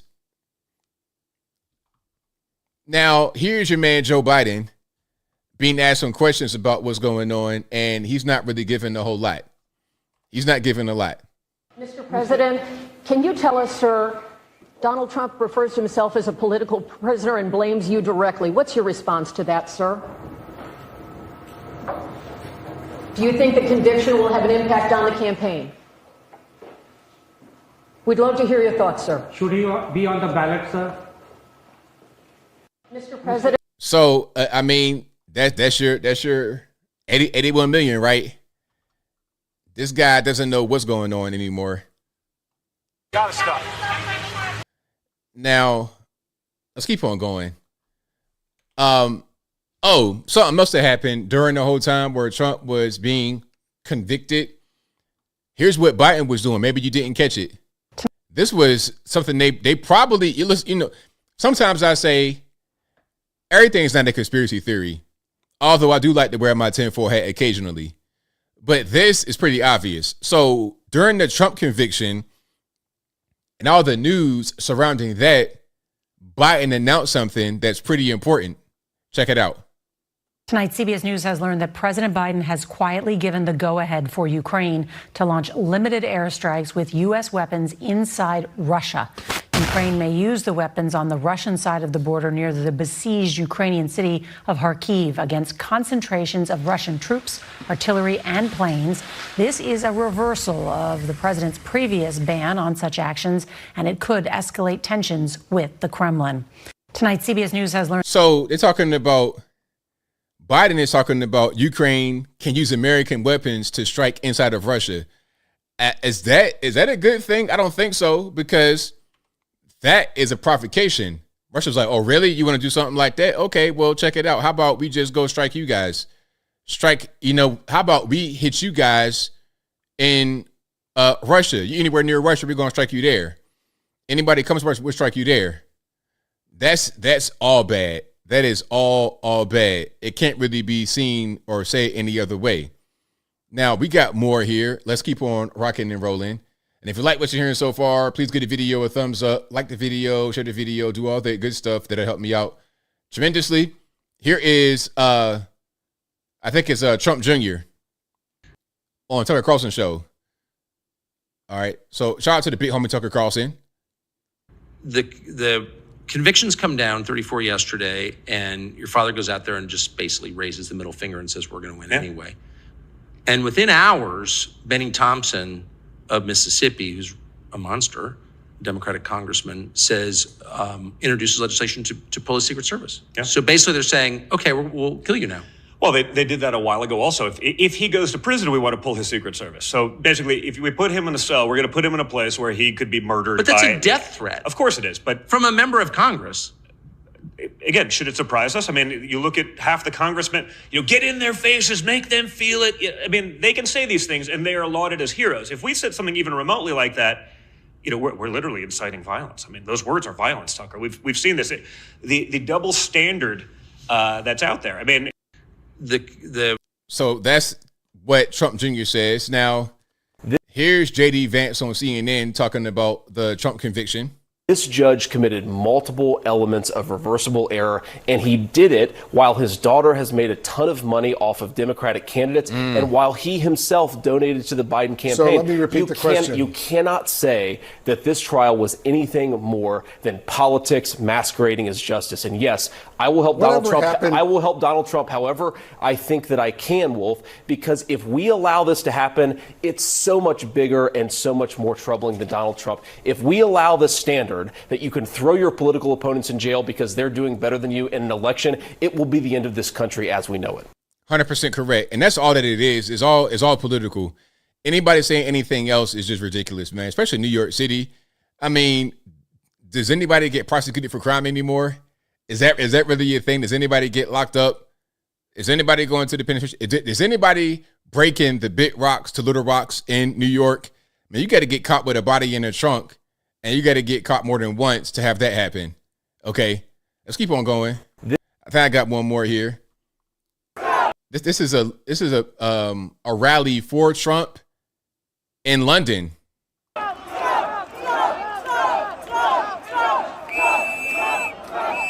His leadership is needed to save the West. Well, so you got Tommy Robinson out there at the rally, like the MC. Shout out to Tommy Robinson. He's been around for a long time. All of our countries are being flooded. They are destroying our cultures. They're bringing us down. It's an attack on the West. And there's only one person who's going to stop it. And you have that opportunity in November with this legend.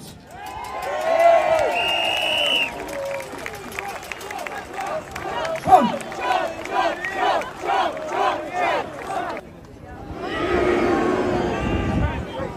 Who is that? Is that AOC? I can't see who that is. There go Obama. Penny booing. Biden. And Trump this year.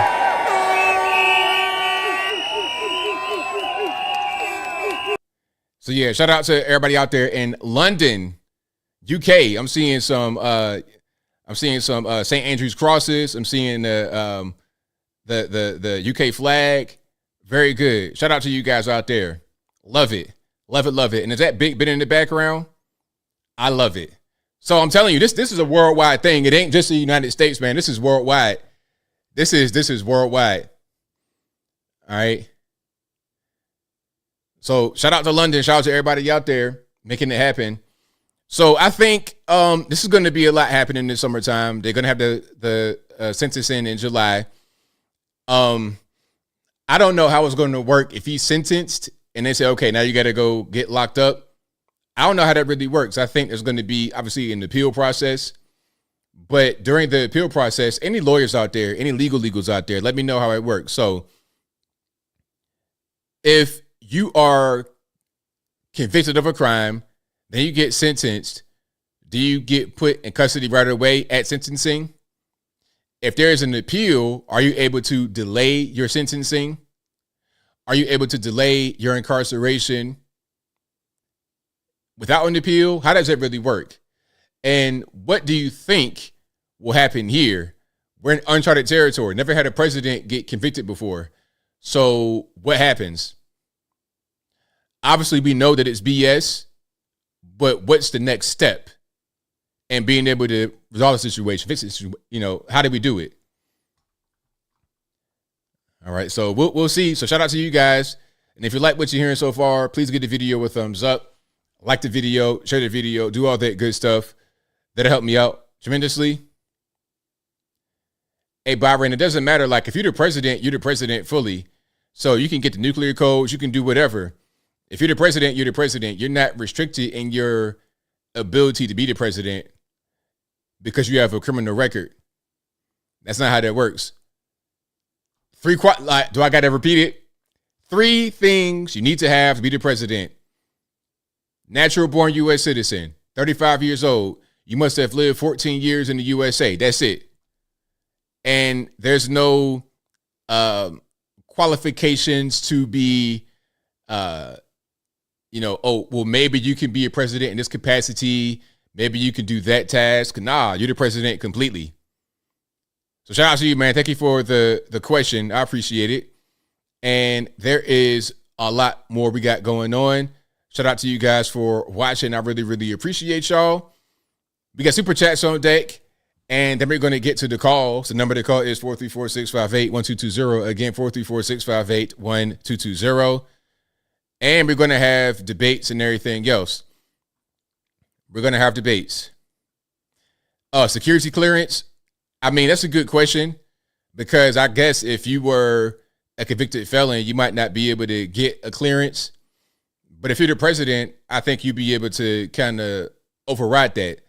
If that's a federal thing and you can pardon yourself federally, although it'll be a state crime, you can kind of get beyond that if you have the power to pardon when it comes to federal things, I would presume. That's a really good question, actually. But I think that if you get elected as a president, you can kind of just go beyond that.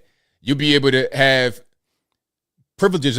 You'll be able to have powers that the average person will not. I think that's how that works. Shout out to you guys. Thank you to Christine. Thank you to Love, Hope, Faith over on Facebook. Also, shout out to who else we got? Shane. Shout out to you, man. So yeah. Let's keep on rocking. Let's get to some supers here. I got him in this little corner because they're trying to hide them from me for some reason. All right. Now, where are we at? This is July 1st. Shout out to Man of the Face who says, our country is in trouble. Payback is going to be like high school, a bunch of B's. Thank you to Apple who says, I read that one about Caitlin Clark. And Apple also says, what's the word on the street? Community voting Trump. A lot of the community is voting for Trump.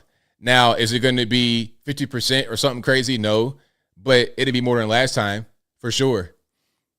Thank you to Joseph Hendricks for the emoji donation. Thank you to Lothair who says, did you hear about Chris Cuomo doubling down on the ivermectin false claim against Joe Rogan? Chris, man up, dude, and just apologize to Joe. Well, didn't he just say that he takes ivermectin? I don't understand. Hold on. Let me see if I can find that right quick.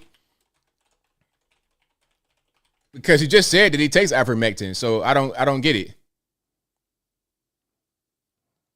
Okay, let me see. I'll play this right quick. It's only a minute long about Chris Cuomo. So much talk that they don't want you to take ivermectin. Ivermectin is the way to go. Take it. Joe Rogan got better from ivermectin. And by the way, I don't like what people did to Joe Rogan about ivermectin. I don't like You did it. No. Okay, Yes, good. you did. Find the clips. Dude, find the clips. You shamed Joe Rogan. Find the you clips. said he's taking horse dewormer. You and Don Lemon were chuckling at each other about it. No. You really were. Go find First the of all, clip. you just saw the clips. I watched I'm it. not chuckling. I'm listening to Don. But No. The here's clip point. I'm talking about wasn't on there, and Here's- it's absolutely there. Oh, there they go. Play the clip. Oh, here, do we have it? Hold on, let's play the clip. Injecting drugs for animals and horse. And people telling them to. Oh my God. What person? You know, you talk about cancel culture and who to shame. Ivermectin, a dewormer, really? They are shaming themselves. That's No what one it has is. to shame them. They're shaming themselves. Look, man, my thing is, if you want to apologize for saying this, if you want to turn over a new leaf, just do that, man. Don't lie about what you did in the past. Own up to it. You want to apologize and move forward. Don't be trying to still save face. Ain't no more of that. You know what? I apologize for that. I was wrong, man. And now I want to move forward. I want to change what I was saying. Taking a dewormer right now. Chris, Chris, you can't apologize for that. You weren't being clear that it was this, and you know that, dude. You're being so dishonest right now, man. I'm not You being were dishonest. talking about ivermectin, the drug. You were not talking about this version of ivermectin. Exactly. Ivermectin is ivermectin. Like, what are we talking about? Like, what are we saying? You said it was a horse dewormer, and now you want to say, oh, no, I didn't say that. Come on, man. like, what are we doing? Chris, I mean, listen, I don't know why they hired him at PBD. I understand he has a big name. I get it, but come on, Patrick Bet-David. I mean, Chris Cuomo. Whatever, man. I'm not here to watch the next man's pockets. Thank you to, and that was a good suggestion, Lothair. Thank you to Lothair again, who says, this is a question for your officer friend. I'm writing a fictional graphic novel. I want to hear from his perspective about groups M19, the IRA, the Unabomber, and David Koresh and Waco. He also says it's sport, it's competition, it has nothing to do with race. Of course, you're going to like each other or not like each other. Who's going to bring home the bacon? Exactly. Shout out to Matthew, who says, went to Fort Dixon military service function, learned there were adult service members doing pup play. Active duty are doing this. Officers even. Oh, yeah. We already saw it. Look, we already saw the officer. Hold on. We already saw the officer in the mask. We already saw this. Hold on. We saw a couple guys doing this. Like, matter of fact, here it is. We've already seen this. Like, this ain't nothing new. I mean, and if you guys don't know what these masks are all about, I suggest you don't Google it. Just know it's some freaky activity going on. Just know that and leave it there. I warned you, if you Google it and you see something crazy, that's your fault. That's your fault, all right? If you Google it and you see something crazy, that's your fault, okay? Active duty in uniform doing that kind of stuff. I mean, I don't know what we're going to do, man. I don't understand how we're going to go forward. But shout out to Los Federales, who says these kids only majoring in major failure. Right on. Thank you to Matthew again, who says Rosie helped Cohen prep for deposition. Loves him. Thank you to Slenderella Charming, who says, for all you do, ABL, keep up the great and honest work. Trump, thank you for that. I appreciate it. With the heart emojis in between the T's and the R's and the U's and the M's and the P's. Thank you to Jersey Linda, who says, do you know they changed the statute of limitation just to prosecute? Yeah, because it was supposed to just be a misdemeanor, but it got elevated to a felony so they can get beyond the statute of limitations. Thank you to Tony Hay Munkits, who says, thanks, Democrats, donate more money and time to Donald Trump election than anyone. They don't even realize it. Thank you to Tony Hay Munkits again, who says, Trump is making everyone rich. He's supporting the whole lying mainstream media. That's all they got to talk about. Trump is the man and my hero. Right on. Thank you to Jersey Linda again, who says, by the way, that law was changed only for 1 year. Yeah, that's crazy. That's totally nuts. But that's how they do. They try to figure out all kinds of ways to get around the laws that they write. Thank you to Jenny Jones, who says the Dems will change any existing law to fit whatever they want to do to Trump. They've been doing that all along.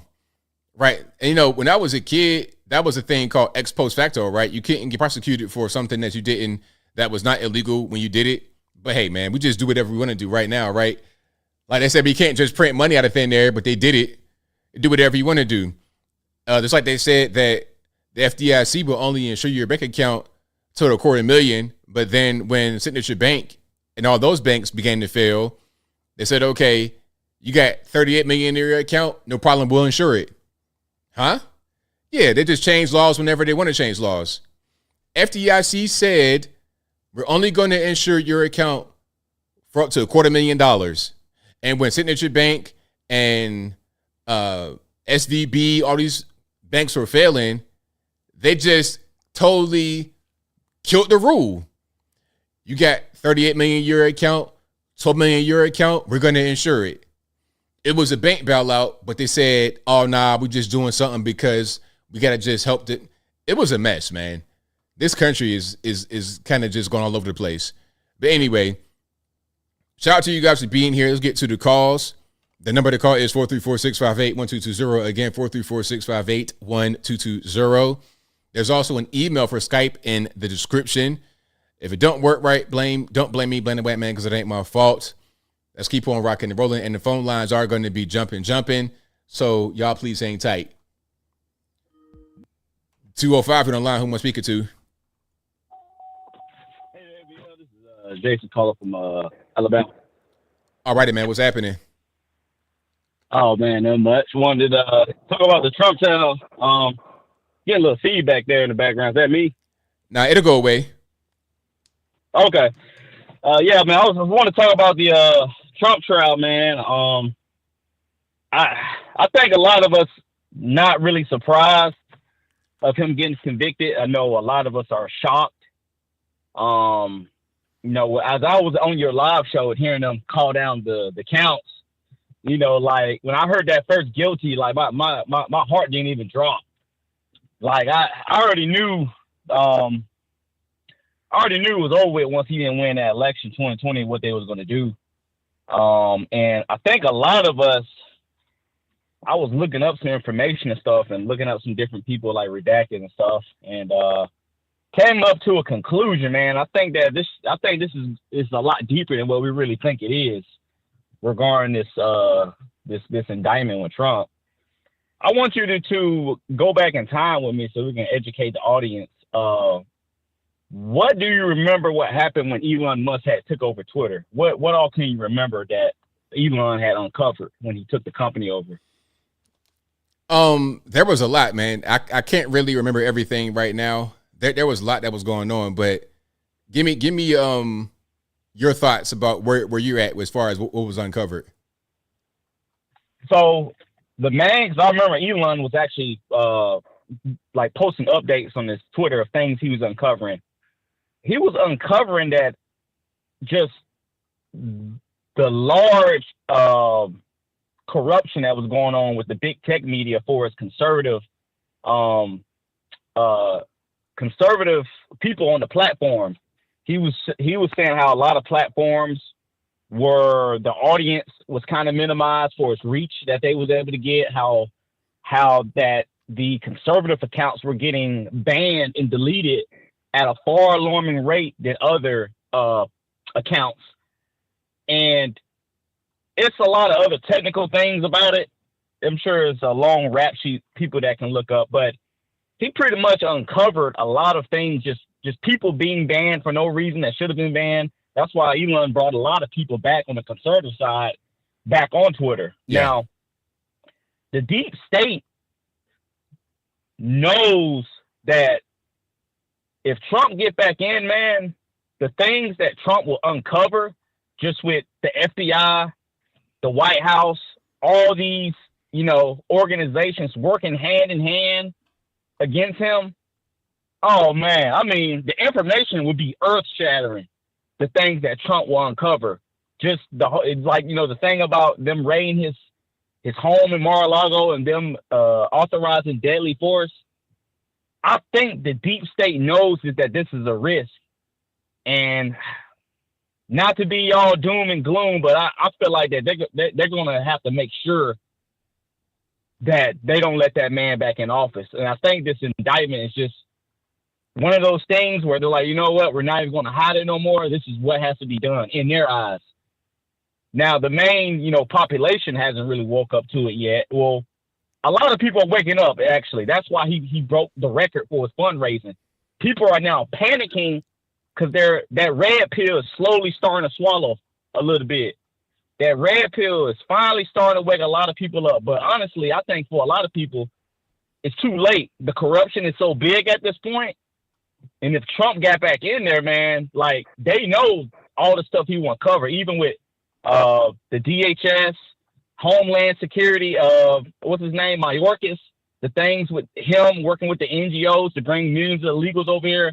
I know the things, man, that will be uncovered would just be earth-shattering. It would pretty much be the end for his trust in the U.S. Government and just the U.S. as a whole. It's already starting to go that route anyway, just because they see what's going on with Trump. But that don't mean that us as conservatives and everyone around the, you know, world, we just hope we go vote for him November, you know. But I think that we all need to be prepared. If July comes and they end up sentencing this man to jail, we're going to have to prepare for the repercussions of that, whether it's civil, you know, where there's like people start going to the streets, or if something happened to this man, you know, that we all don't want to happen. But I'm thinking, like, if everyone started looking at that that the corruption is so big right in front of our face. I don't think the deep state will be able to afford to have Trump in there, and that's why they're using every means possible. And so, but man, let's just keep hoping, praying for our nation. And just to speak briefly with the Russia thing, man. Well, hold on. I got more calls to get to, man. So thank you for your call. I definitely appreciate you. Yes, sir. Thank you. All right, now. All right, shout out to my man for the call. Most certainly appreciate it. Let's keep on rocking and rolling. Let's go to 804. You're on the line. I'm speaking to. Hello, ABL. My name is Byron Harano. Hey, thank you for taking my call. No problem. I appreciate it. How are you, ABL? I'm well, man. How about yourself? I'm good here. I'm in Arizona. Hey, my concern is how the other side, being the opposing force against President Trump, would use his conviction. I know what you said, and I agree, right? 35 years of age, born American citizen. Was it 14 years living in the U.S.? That's right. Correct. That is constitutionally minimum to be president. What I'm worried about, ABO, is the abuse of what is the Office of Personnel Management. So I was a former U.S. Navy aviation machinist mate. I had a secret clearance for nuclear weapons. And one of the qualifications was you couldn't have a misdemeanor or felony conviction or an Article 15 conviction. What I'm worried about, ABL, is the other side. Should the conviction not be overturned in an appellate court, they would try to use this to claim that President Trump, if he's reelected, and I believe he will be, is not eligible to be president. ABL, I like to hear your input. The security clearance is very important. Access to the nuclear codes. I'm really upset. We have become a banana republic because of this conviction. But ABL, I just want to hear your opinion, and thank you for taking my call. God bless you. I know you're not. You claim to be not very religious, but God bless you. Yahweh bless you, and Yahweh bless the United States of America. ABL, thank you for taking my call, and you have a good evening. Thank you for the call. Definitely Bye-bye. appreciate it. Thank you. Thank you. Now, the whole thing about the security clearance and whatnot, that's going to be something that goes to the Supreme Court, if anything, if it gets challenged, because the Constitution is very clear about your qualifications to become the president, and there's no room in there for an exception. Well, maybe this and maybe that.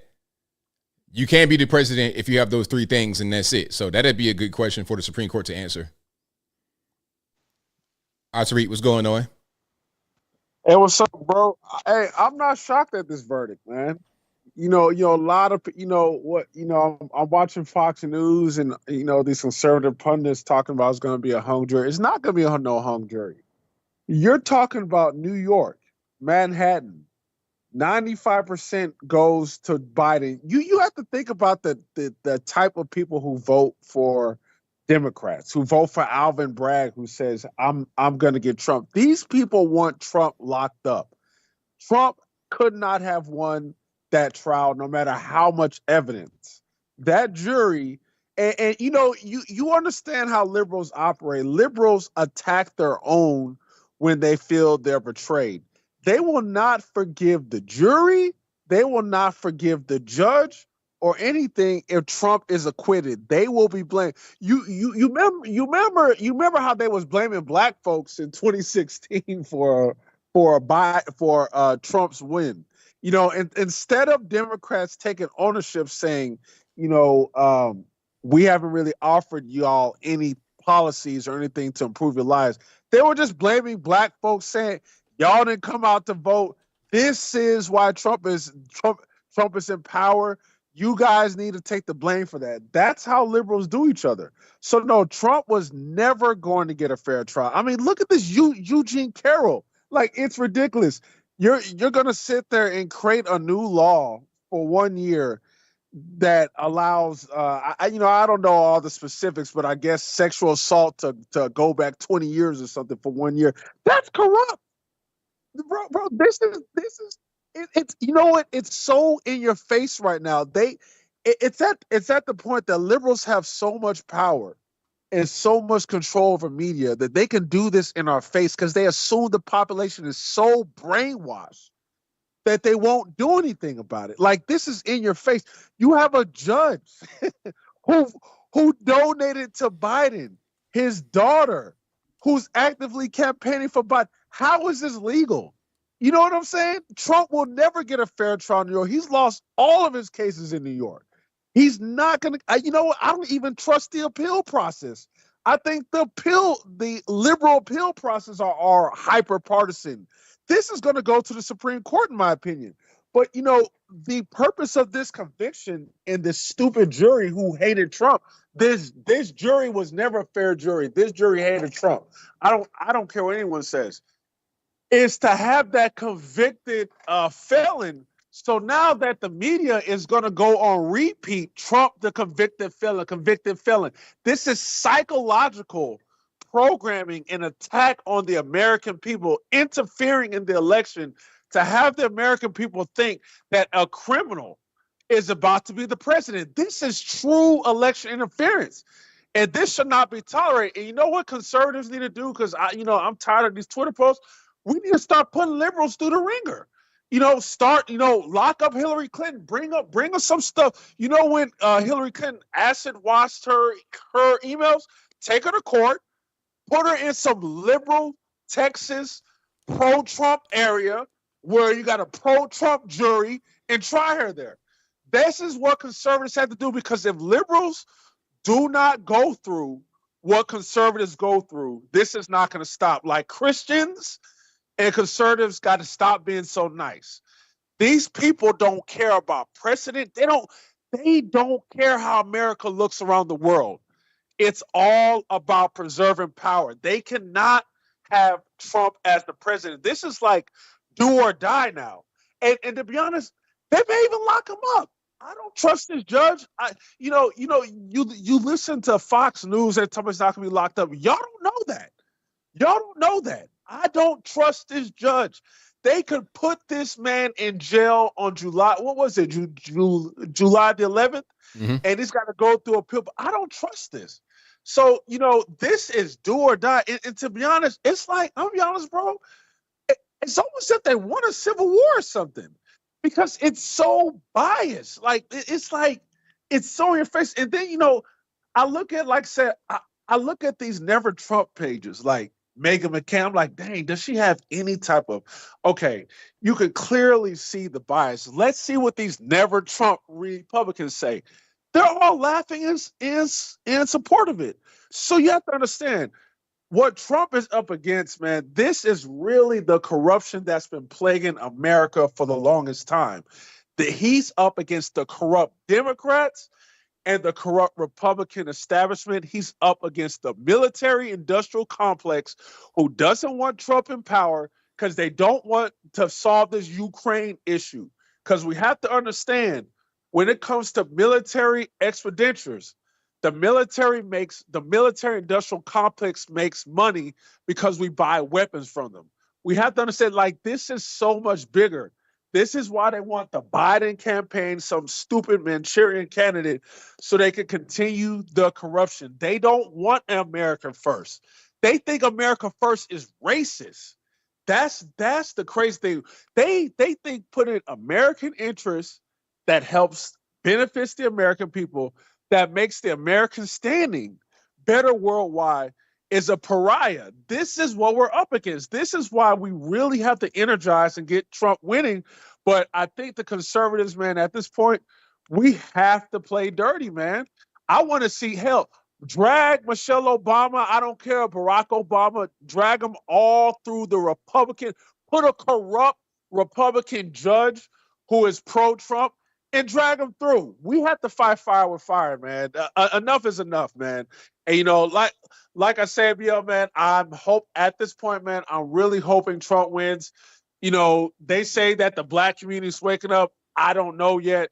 I hope black men see this, and, especially the black men who go through the corrupt judicial system and kind of say, okay, we can kind of see the corruption.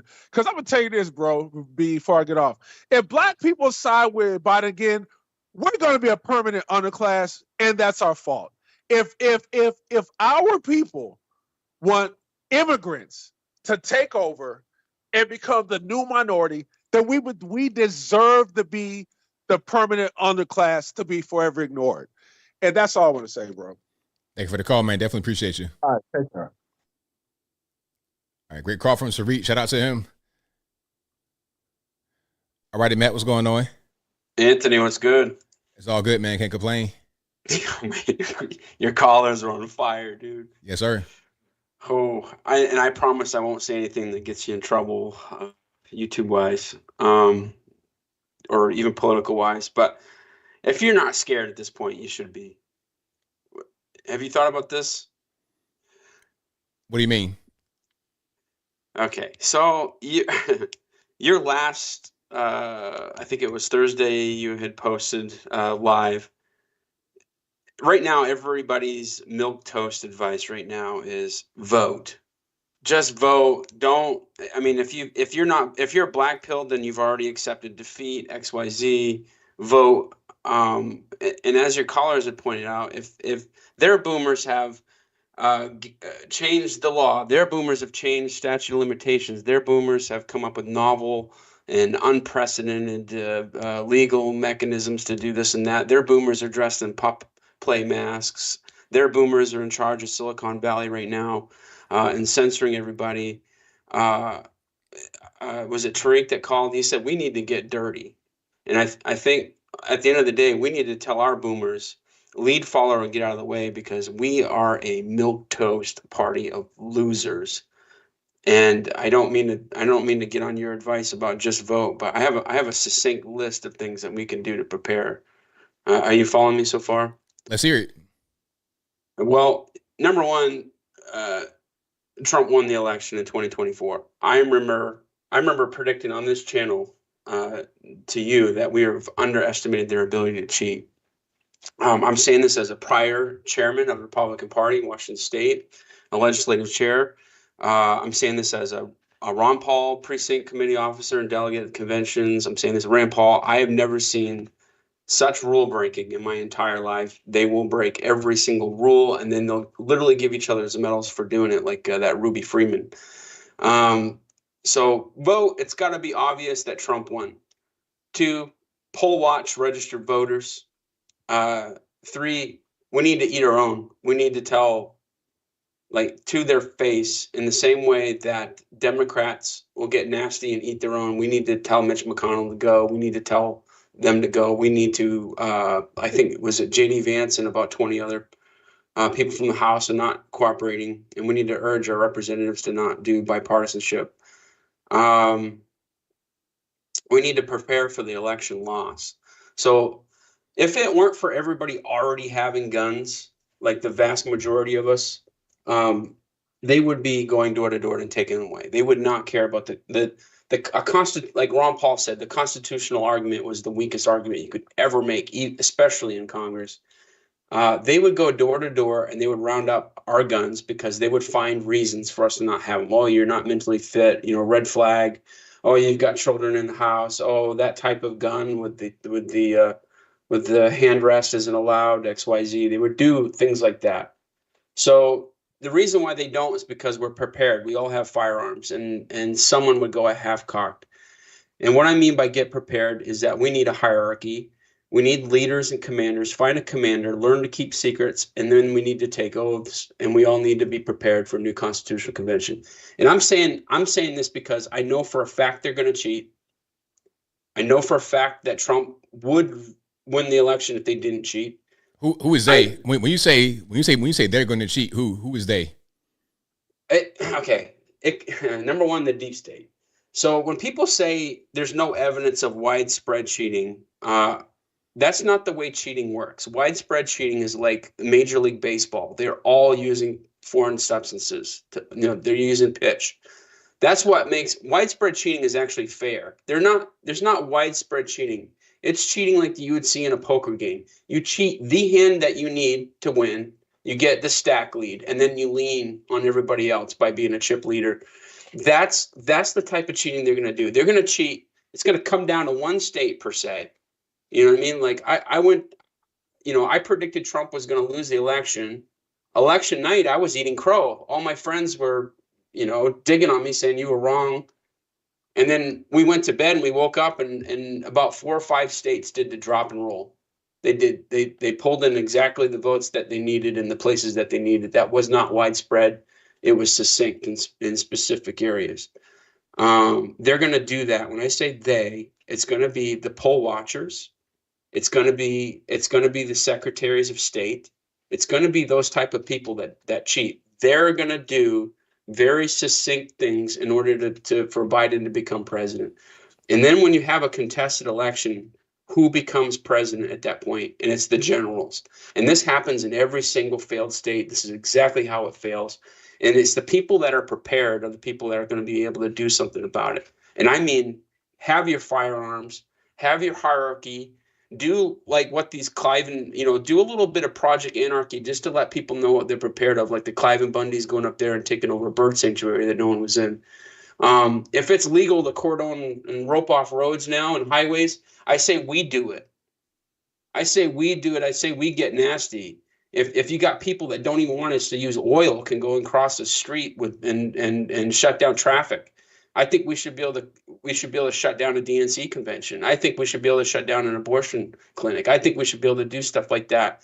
Peacefully, but we need commanders. We can't go all half-cocked like January 6th. I met with the Proud Boys up in Everett, Washington. And if I get contacted by law enforcement or whatever, I don't care. You will. They're watching. I warned them, don't go there.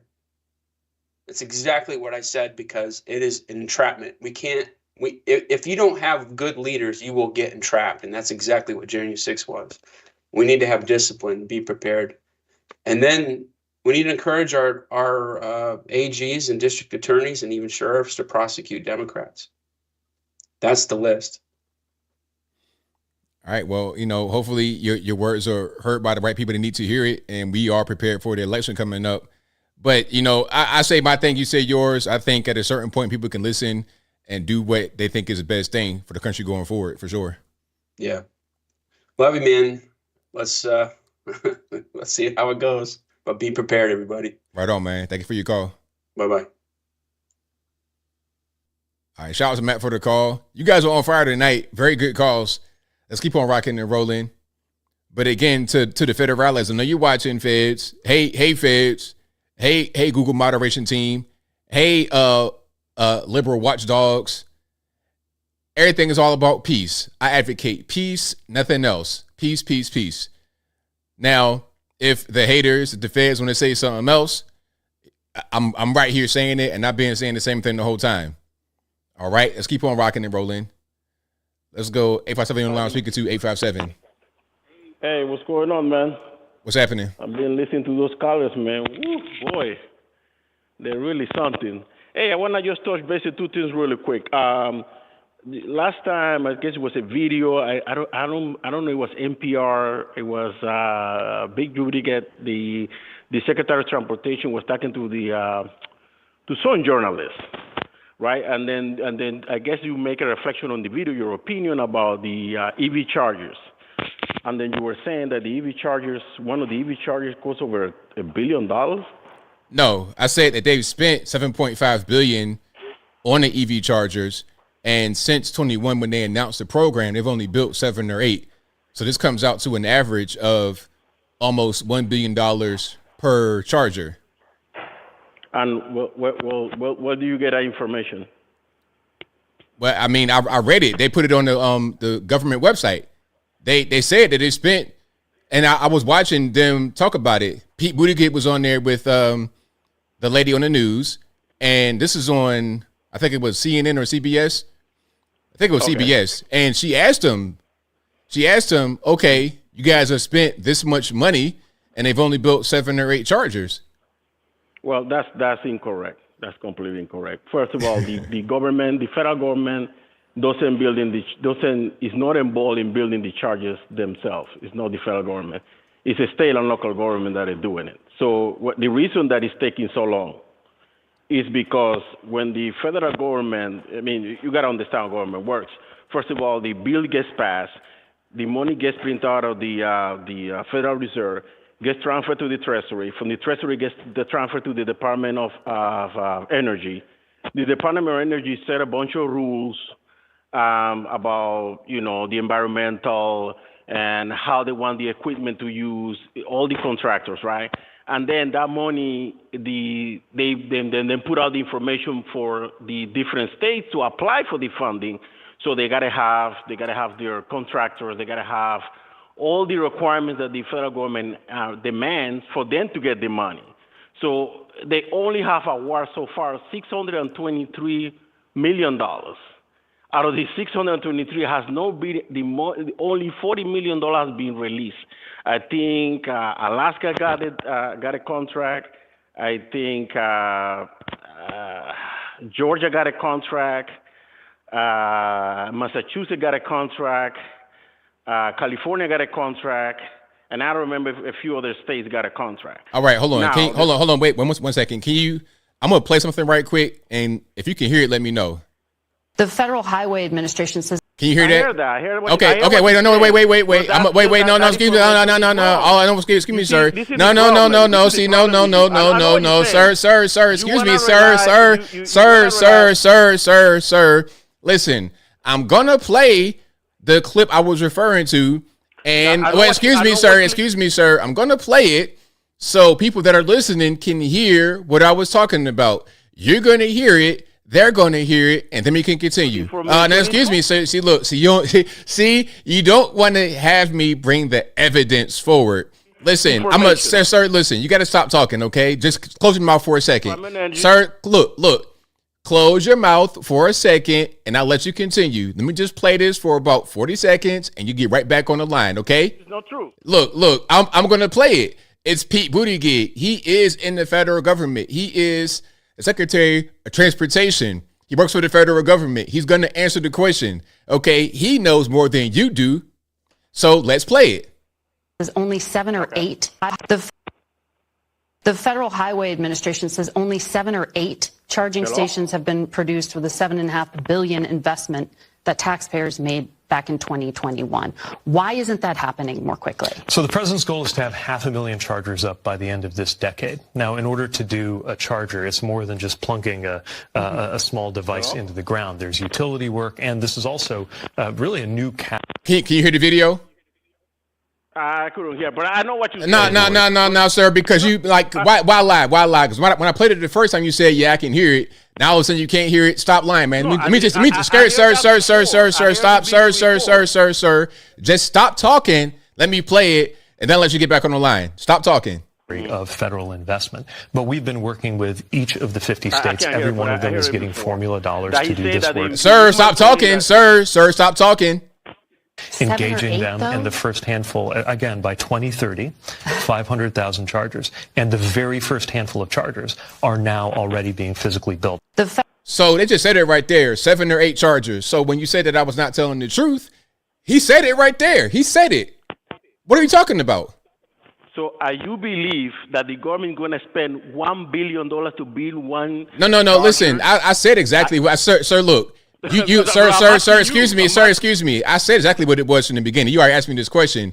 The question was, you said they spent that much money on the chargers. I said, look, they have announced that they were going to invest $7.5 billion into EVs. Excuse me. Let me just answer your question, sir. Yeah. They said that they were going to invest $7.5 billion into EVs, but they've only built 7 or 8 chargers so far. That's what was reported. That's what they said on CBS, and Pete Buttigieg, your guy, admitted it. So what are you talking about? Sir, what are you talking about? You think you know more than the federales themselves? So basically you're saying that the feds are lying. It's not ABL lying, it's the feds lying.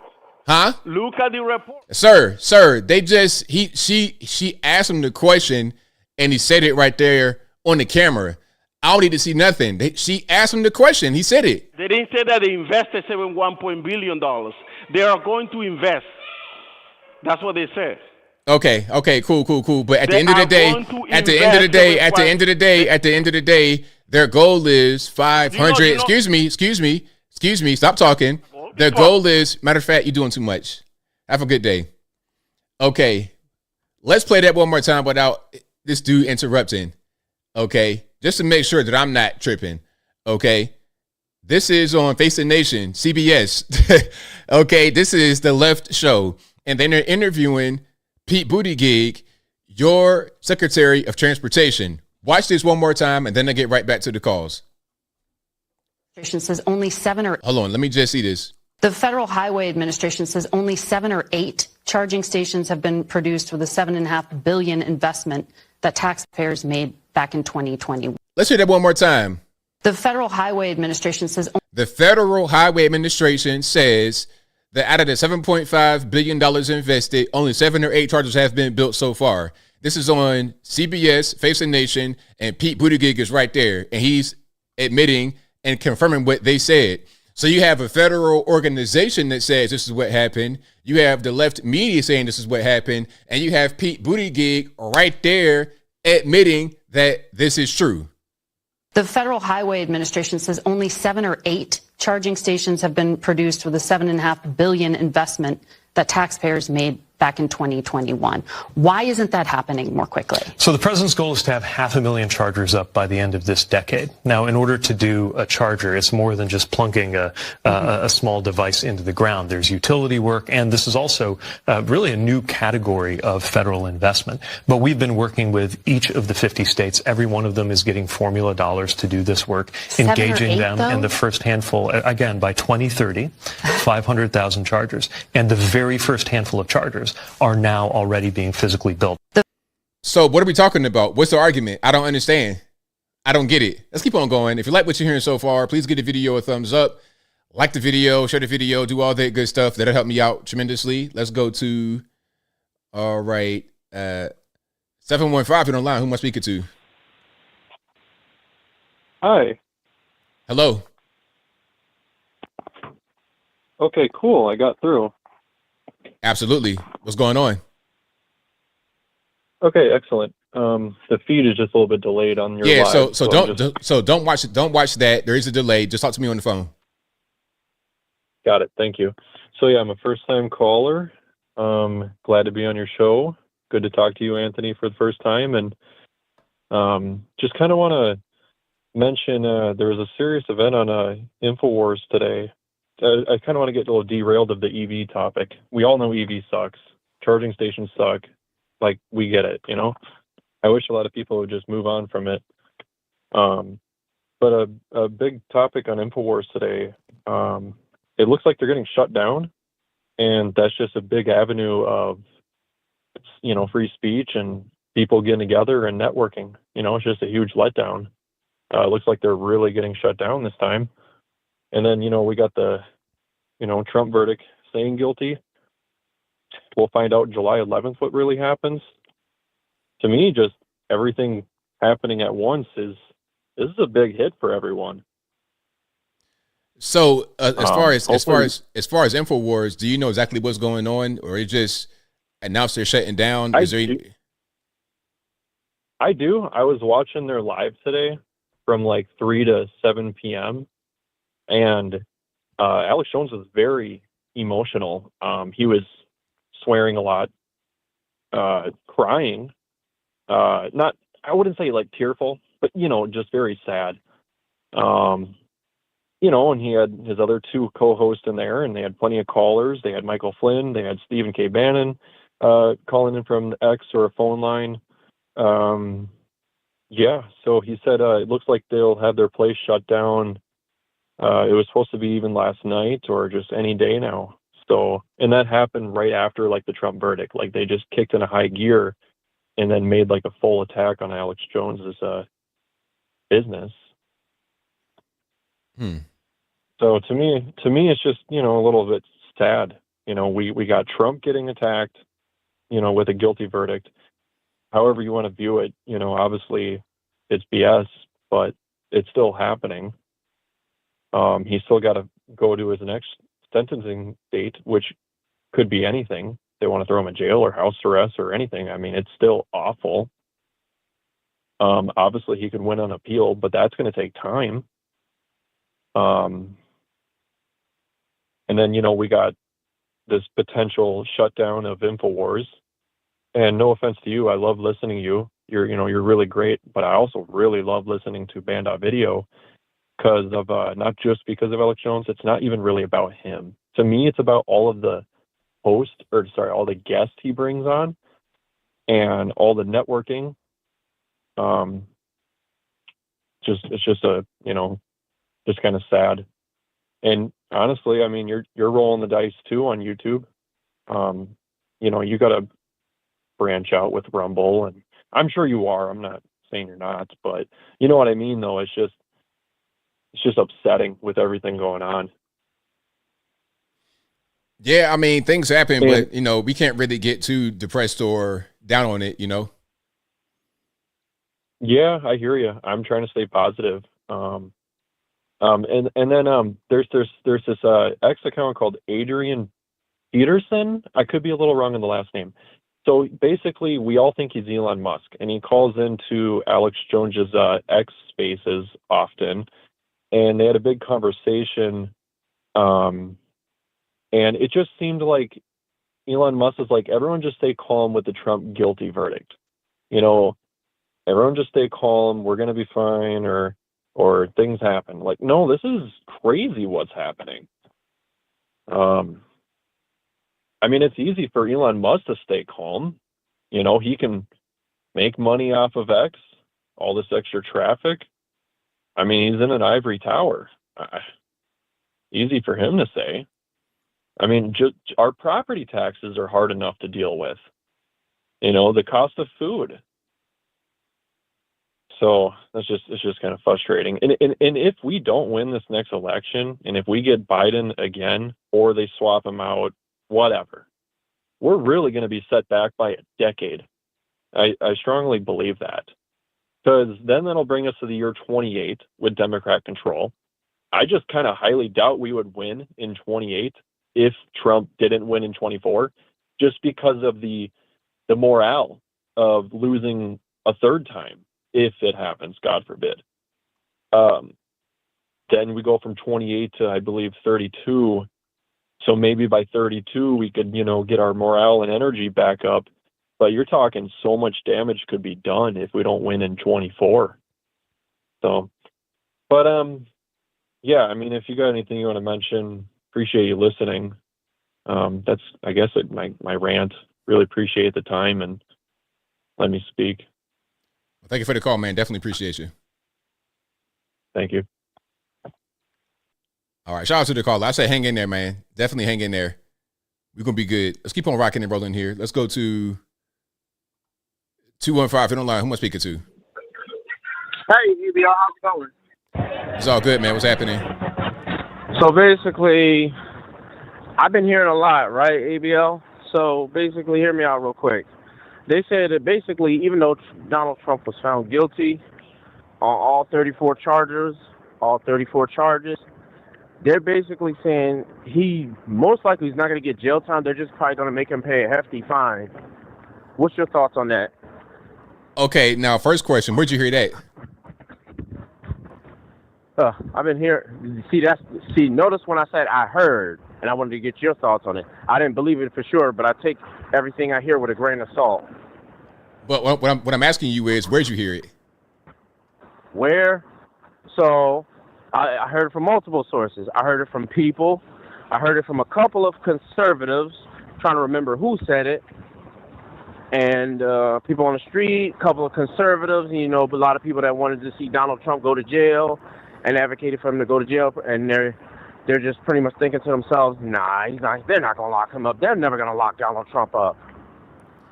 Yeah, I don't know about that one. I mean, that could kind of go either way. I would need to hear that from people that would know.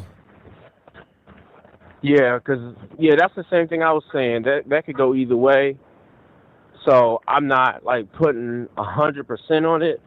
I mean, that would be nice, but then it's I'd rather just look at the reality for what it is, because I feel like he was just, in a liberal-infested city, even though there are some Trump supporters, but it's just a liberal hellhole. And they were going to try to find any way to find him guilty of something no matter what. Yeah. And it's kind of ironic, like you said, 4 days before he has to debate Joe Biden. Yeah, definitely. And it seemed like they're going to do everything in all their power to make sure he doesn't debate Joe Biden at all. So, and another thing I wanted to touch on, ABL, is so the Stormy Daniels thing. I heard, so I want to get it 100% right. I heard 2006 come up. So was it started in 2006 and it was ongoing until 2016? Or did it happen in 2006 and somehow it got to 2016? Because I know besides the 2016 election. I don't know. I think it might have been 06, but I don't know. Yeah, because I didn't ask that question a lot clearly. But what I was saying was, did it happen in 2006 or did it happen in 2006 and it was ongoing? It continued until 2016. That's basically what I was asking. But yeah, then I heard it happened in 2006. And what I'm trying to look up is, was it just that one time it happened in that 1 year? I don't know. That's a good question. Yeah, I'm gonna have to look that up, because if that's the case, I'm like 2006, 18 years later, this statute of limitations, that's way past the time they should have even did something about it. But they said that they moved it up to a felony. They did something to move it up to a felony. Well, no, okay. So you look at, okay. So what happened? The date of the alleged affair is not the question. The date of the payment is the question, because that was the crime allegedly. The affair was not a crime. Right. So the date of the actual payment was like 2016, if I'm not mistaken. 2020, I think 2016. Yeah. But even still, if it was a misdemeanor, they would have been way past statute of limitations. That's why it was a felony, so they could prosecute it. If not for that, then they couldn't have prosecuted it, even if it was 2016. Yeah, see, that's what I really meant to say. See, I'm all over the place. I'm talking about the affair. Yeah, the payment. That's what I was really trying to talk. That's what I really meant to touch on. Sorry about that. That's all good. Yeah, it's just dog and pony show. It's he said, she said, and then here's where I stand. They've lied about so much. Why am I just going to believe them now? Right, exactly. Yeah. So thanks for taking my call, ABL, and let's just hope Trump 2024. Right on, man. Thank you for your call. Definitely appreciate you. Thanks for taking my call. Have a good night. No problem. Same to you. All right, shout out to my man for the call. Most certainly appreciate it. Let's keep on rocking and rolling. Let's go to 602. You're on the line. Who am I speaking to? Nigger. Okie dokie. That's great. Let's go to, hold on. Let me do this here.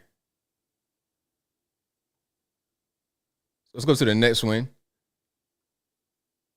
860, you're on the line. Who am I speaking to? Anthony, how you doing, brother? It's all good, man. What's happening? Oh, let me get you off speakerphone. All right, brother. It's Epidate Ranger Xbox. How you doing, ABL? It's all good, man. What's going on?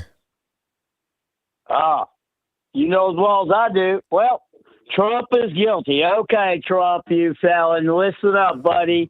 You are hereby sentenced to 4 years community service starting January 2025, 1600 Pennsylvania Avenue. Be there to turn yourself in. Done. Next topic. Sounds good to me. Right on it. Sounds good to me. I'm sentencing you to 4 years community service at 1600 Washington, D.C., Pennsylvania Avenue. Be there, Trump. You got that? Anthony, you have a great day. America, I would be more worried about the attacks that are happening at our military bases right here in America right now. Middle Eastern men with the U-Haul van trying to come in saying they're Amazon employees and all these other clowns. Chinese coming in with cameras going, oh, no, we tourist. No, we take picture. No. We're under attack, bro. We got more important things to worry about. But, you know, there's a reckoning coming. There's a reckoning coming in ABL. You can hear it in the voices of the callers. Pretty soon, all you criminals, both parties, the uniparty, I would be cashing out and moving to a country that does not have extradition to the United States. That's what I'd be doing, because we're thinking military tribunals, public executions, you know, that murder, shutting down the economy, then injecting all these kids with vaccines that gave myocarditis and blood clots. And how many times have children ever died of heart attacks before? That's what this election's about. This election's about these people in Washington, Pfizer, that murdered us with a vaccine, and they shut down our economy and destroyed people's lives. That's what this election's about. We need military tribunals and public executions for treason, for Washington, D.C. politicians, for the media, and everybody else. We need Nuremberg 2.0, and we need to clean up this mess that started with that COVID scam and then the vaccine genocide jab. That's all I got for you, brother. Let's get Trump to do that community service. Get back. Get back, Jack. America's coming back. All you communists, you better run. You better pack it up and run. That's all I got for you. It's coming, baby. A reckoning is coming. ABL, love you. You take care. Rock on, America. Hoo-ah. All righty. Great call. A lot of energy. Shout out to my man for the call, as always. Most certainly appreciate him. The number to call, you already know the drill. Let's keep on rocking and rolling. Let's go to 773. You don't learn. Who am I speaking to? ABL, it's your retired Chicago police officer friend. Thanks for squeezing my call in. First of all, ABL, to your super chatter that wanted to ask me some questions. This is not my show. This is ABL's show, and it would be inappropriate to answer questions off topic. So my next thing, ABL, is that, you know, this whole trial of Trump really has no basis. And only in New York can they, you know, put him through all this. Now that he's been convicted, the next thing they're doing is they're holding his sentencing way too long. And the reason they're doing that is because they want to, you know, it's election interference. As simple as that. They want his conviction to come just a few days before the convention. And what I believe Trump's people need to do is they need to go to the Supreme Court, not the Supreme Court in New York, because they're going to uphold, you know, New York's going to uphold their unfair conviction. But he needs to go to the Supreme Court. This is an unusual case. It deals with the President of the United States, or the former president. And I'm sure the judge has already been thinking about his sentencing even before the verdict came in. And now that the verdict came in, I'm sure he knows exactly what he's going to do with Trump, whether they lock him up, give him a suspended sentence, let him do, you know, whatever they decide. I'm sure it's already decided on. Now, a lot of times, and most of the time, the conviction comes properly a month or so after the sentencing comes a month or so after you've been convicted. But in this case, I think they need to make an exception. And the exception would be because it interferes with, you know, with running for president. But they want to do that because what they need to do, the Republicans and Trump, is they need to get a definite answer here. They need to get him sentenced right now. And, you know, because what's going to happen is, to me, it's going to be thrown out in the Supreme Court. It should have never been brought. You know, it's ridiculous, the whole gag order and everything else. This has been done just to interfere with the election. And now I think that they need to step up the sentencing and everything else so they know where they're going after this.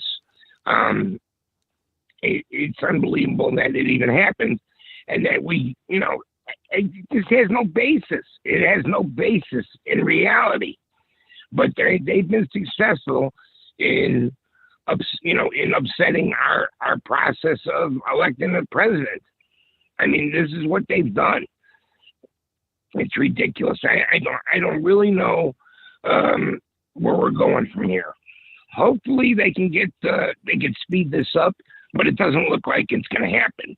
It looks like they're going to go by their schedule, which pretty much wipes any kind of campaigning or any kind of thing that Trump can do. I'm glad to see that people see through that. They see through that whole, convicted felon thing. So they're able to say that. That's fine. But, I mean, hopefully we can get the black vote, because I think the black vote, me, ABL, I don't like to see race or talk about race, in a presidential election. But the black vote is very important for us to get, because, as I said before, the blacks are the first to see all the problems in society, because Democrats are racist. They see everything with race, and they think they can bamboozle the blacks by putting all the illegal aliens in black areas and everything else. The blacks are the first to feel the sting, because everything is done to blacks first. It is because they're poor, and it is, on a whole in inner cities, and they take advantage of that. And they take advantage of the fact, unfortunately for us, that as much as a lot of these people see what's going on, now the question is, are you going to vote at all? You may say, oh, I want to vote for Trump. Trump's the guy. But you actually have to get off your couch and go out and vote for that vote to count. So hopefully that will happen. We'll see what happens, ABL. Thanks for taking my call. I'll talk to you later. Thank you for the call. Definitely appreciate it. Appreciate it. All right. That will be a wrap for me, you guys. This show just flew by. I mean, I feel like I just sat down and now we already at the end. Shout out to you guys. You have amazing calls. I'll be back live again, same bat time, same bat place on Wednesday from 8 p.m. Eastern time to right around right now, 11 p.m. Eastern Standard Time. And shout out to you guys for watching, retweeting, super chatting, whatever you're doing. I could not do the show without you. Thank you to the mods for keeping the trolls in check and keeping everything above board in the chat. I really appreciate y'all for that. And we got a few more super chats. Then I'll wrap it on up, put the bowl clean on top. And of course, you guys know this is an audio podcast you're listening to. It'll be available on your favorite audio streaming platforms, whether it be Google Play, Apple iTunes, Spotify, etc. Link for that will be in the description box, or just search ABL Live on your favorite audio streaming platform, and that should pop right on up. I think there's some more super chats here. I will read those right quick. And again, wrap it on up, put the bow clean on top. And also, you guys, please subscribe to the new channel, Uncle ABL. It's different, less political content on there. You guys go ahead and subscribe if you've not done so already. We're growing very rapidly. We're already at 16,000 subs. And I think we're going to get a lot more subs as the days and weeks progress. So my goal is to get to 100,000 subs over there, and I think I will be able to do that relatively soon. You guys, please go ahead and sub to me. I'm having some computer problems for some reason. I think the feds listen, and they're trying to slow me down. Shout out to the feds. Hey, feds. I see you guys trying to listen, trying to watch, and,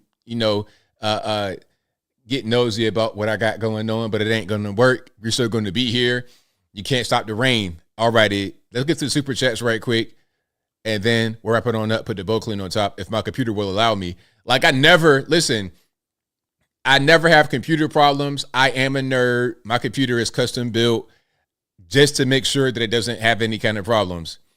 So, maybe Chrome wants to be leaking memory. Let me just check to see if we leaking memory. Oh, yeah, Chrome. 3,900 megabytes of memory. Yikes. I only got that many tabs open. That's crazy. But hey, whatever. I'm glad I got 32 gigs of RAM on this thing. We're at 44% usage of RAM, and I got 32 gigs. That's nuts. But whatever. Let's keep on moving here, and let's go to the supers. Shout out to, where did I leave off? There's quite a few here, actually. And shout out to you guys. Hopefully I don't miss anyone. Thank you to, let's see. Thank you to Jenny Jones, who says the Democrats will change any existing law to fit whatever they want to do to Trump. They've been doing that all along. Thank you to Jersey Linda, who says if Biden wants to bring the country together, quote unquote, he would pardon Trump. Very good point. Jersey Linda also says Clinton did the same thing in the 80s, $150,000. Thank you to Jersey Linda again, who says to think he is still under a gag order makes me gag. Thank you to Jersey Linda, who says find no felony name only, 100. There you go. Thank you to R. Scott, who says, ABL, thank you. 3 years watching, but join tonight. Keep up the good work. Thank you for your support. I really, really appreciate you. Thank you to Papa Naya Shelley, who says, sir, with the laughing emojis. I'm wondering what Ivan thinks about the sham trial. I think he even knows it was BS. No wonder why he called it about EV and not the trial. Sir, exactly, 100%. Thank you to Matthew, who says, peace through strength and preparation be lawful. Thank you to Bozo Priester, who says, you go with a bunch of O's, ABL. Don't let anyone stomp over you. Laughing emojis. The guy was a ding dong. Thank you to R. Scott, who says, yes, this is all BS. Please keep your head on straight, especially this month.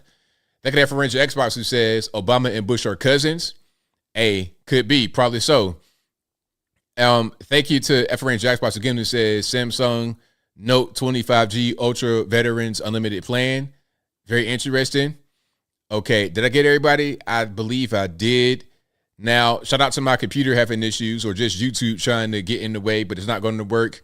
I think that'll be a wrap. Again, I'll be back here live on Wednesday again from 8 p.m. Eastern Standard Time to right around right now, 11 p.m. Eastern Standard Time. And I'm here pretty much every day putting out pre-recorded content. I'm here on this channel. I'm here on Uncle ABL, the new YouTube channel, and I have my social medias. I'm on Instagram, I'm on Facebook, and I'm on Twitter. Follow me everywhere or wherever you want to consume my content the best. But until next time, y'all be safe. I'm out and peace.